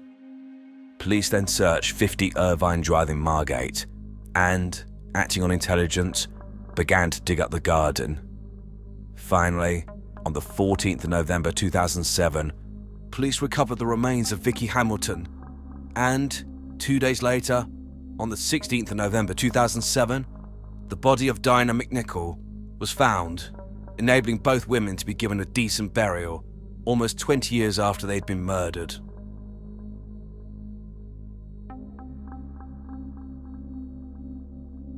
Peter Tobin was tried separately for the murders of Vicky Hamilton and Dinah McNichol. In both cases, Tobin, despite overwhelming evidence of his guilt, including his DNA being found on the wrappings on both bodies, pleaded not guilty and forced the offences to go to trial. With regards to Vicky, on the 2nd of December 2008, Tobin was found guilty of murder after trial at the High Court in Dundee. The judge stated, quote, "You stand convicted of the truly evil abduction and murder of a vulnerable young girl in 1991, and thereafter of attempting to defeat the ends of justice in various ways over an extended period. Yet again, you have shown yourself to be unfit to live in a decent society. It's hard for me to convey the loathing and revulsion that ordinary people will feel for what you have done. I fixed the minimum period which you must spend in custody at 30 years. Had it been open to me, I would have made that period run consecutive to the 21-year custodial period that you're already serving." By the time of this sentence, Peter Tobin was in his 60s, so a new sentence of a minimum of 30 years was essentially confirming that he would die in prison. But this was guaranteed after the conclusion of the trial for the murder of Dinah McNichol before Mr. Justice Calvert Smith at Chelmsford Crown Court. On the 16th of December 2009, after only 15 minutes deliberation, the jury found Tobin guilty of murder. Justice Calvert Smith then sentenced him, stating, quote, "The mandatory life sentence in this case has to be accompanied by a whole life order. Therefore, this confirmed that Peter Tobin would spend the rest of his life behind bars."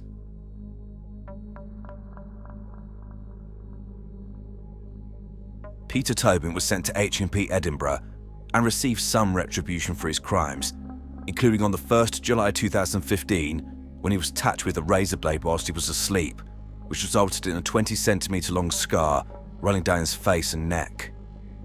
By October 2022, Peter Tobin was in ill health, suffering from cancer, and was transferred to the Edinburgh Royal Infirmary. I wouldn't normally post a picture of someone so vulnerable in the hospital, but here is an image of Tobin, chained to the bed, alone, dying. The police made one final plea to Tobin to reveal the details of other murders he committed, but he remained silent. And on the 8th of October 2022, at the age of 76, Peter Tobin died in hospital. No one came forward to claim his body, so he was cremated and his ashes scattered at sea.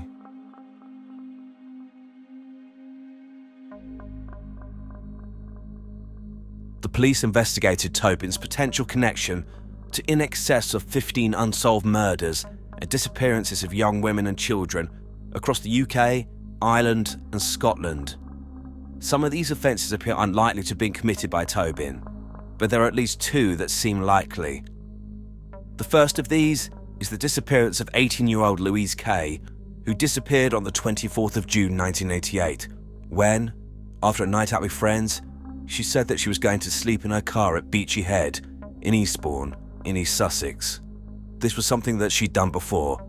However, Louise then disappeared, and her body and a hand-painted gold Ford Fiesta car have never been recovered. Peter Tobin was known to be working in Eastbourne at the time of the disappearance, and apparently was trying to sell a hand-painted car. It appears that researchers, police officers, and psychologists believe that Peter Tobin was likely responsible for the disappearance and likely murder of Louise Kay, with them believing that he buried her body somewhere known only to him. The second case was that of the murder of 22-year-old Jessie Earle, who vanished, again in Eastbourne, sometime between the 15th and the 18th of May 1980. Her skeletonized remains were found in 1989 as she'd been bound with her own bra. Again, Tobin is believed to have been living and working a short distance away from where Jessie disappeared. Unfortunately, no firm evidence has ever been recovered to definitively identify Peter Tobin as the murderer of any other young girls or children. And, given his death, he's inevitably taken his secrets to the grave with him.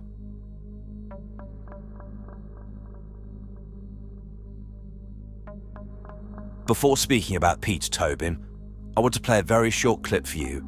I'll explain why in a moment.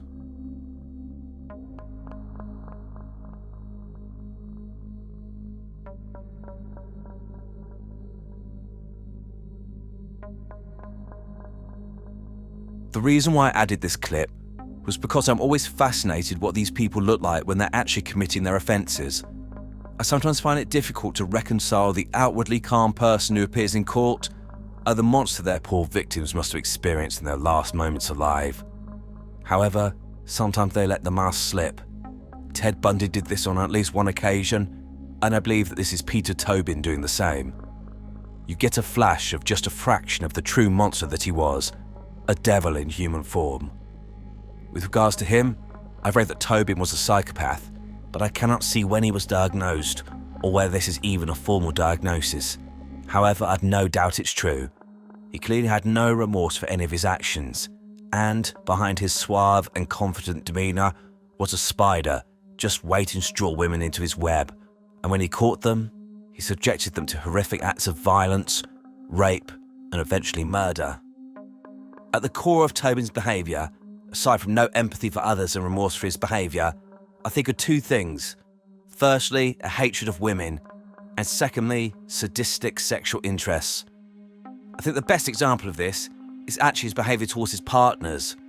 As I've stated in previous videos, the most common profile of domestic abuse perpetrators are those who seek to control in order to ensure they're not abandoned. However, Peter Tobin is different, and, in my opinion, represents the most dangerous type of domestic abuser, which, given how insidious and often fatal it is really saying something. What I mean by this is that it's clear that Tobin was a nomad. He seemed quite content to move around the country, uprooting his life frequently, and, from what I can see, had no real social connection or friends. So this indicates that Tobin abusing his partners was not about trying to stop a partner from leaving him. He didn't care about this. I think it was just about torturing women. The abuse that he subjects his partners to, I can only conclude came from a deep hatred of females. But where this came from and why, I can't say. It's clear that the violence used by Tobin sexually excited him, with one of his wives indicating this was the only way he could get aroused. So I've no doubt that raping women was his fixation, with their terror and cries likely heightening his sense of gratification. This man was a monster, an inhuman specimen who took so much and gave nothing during his miserable existence. I have no doubt that Peter Tobin killed far more people than we will ever know, as I find it inconceivable that a man with his proclivity to violence would suddenly start killing at the age of 44 and kill 2 women within 6 months of each other, having never done this before. I doubt, as Tobin claimed, he killed over 40 people. I think this was just a narcissistic boast from a pathetic little man, but I wouldn't be surprised if the true number, although we'll never know, is above 10.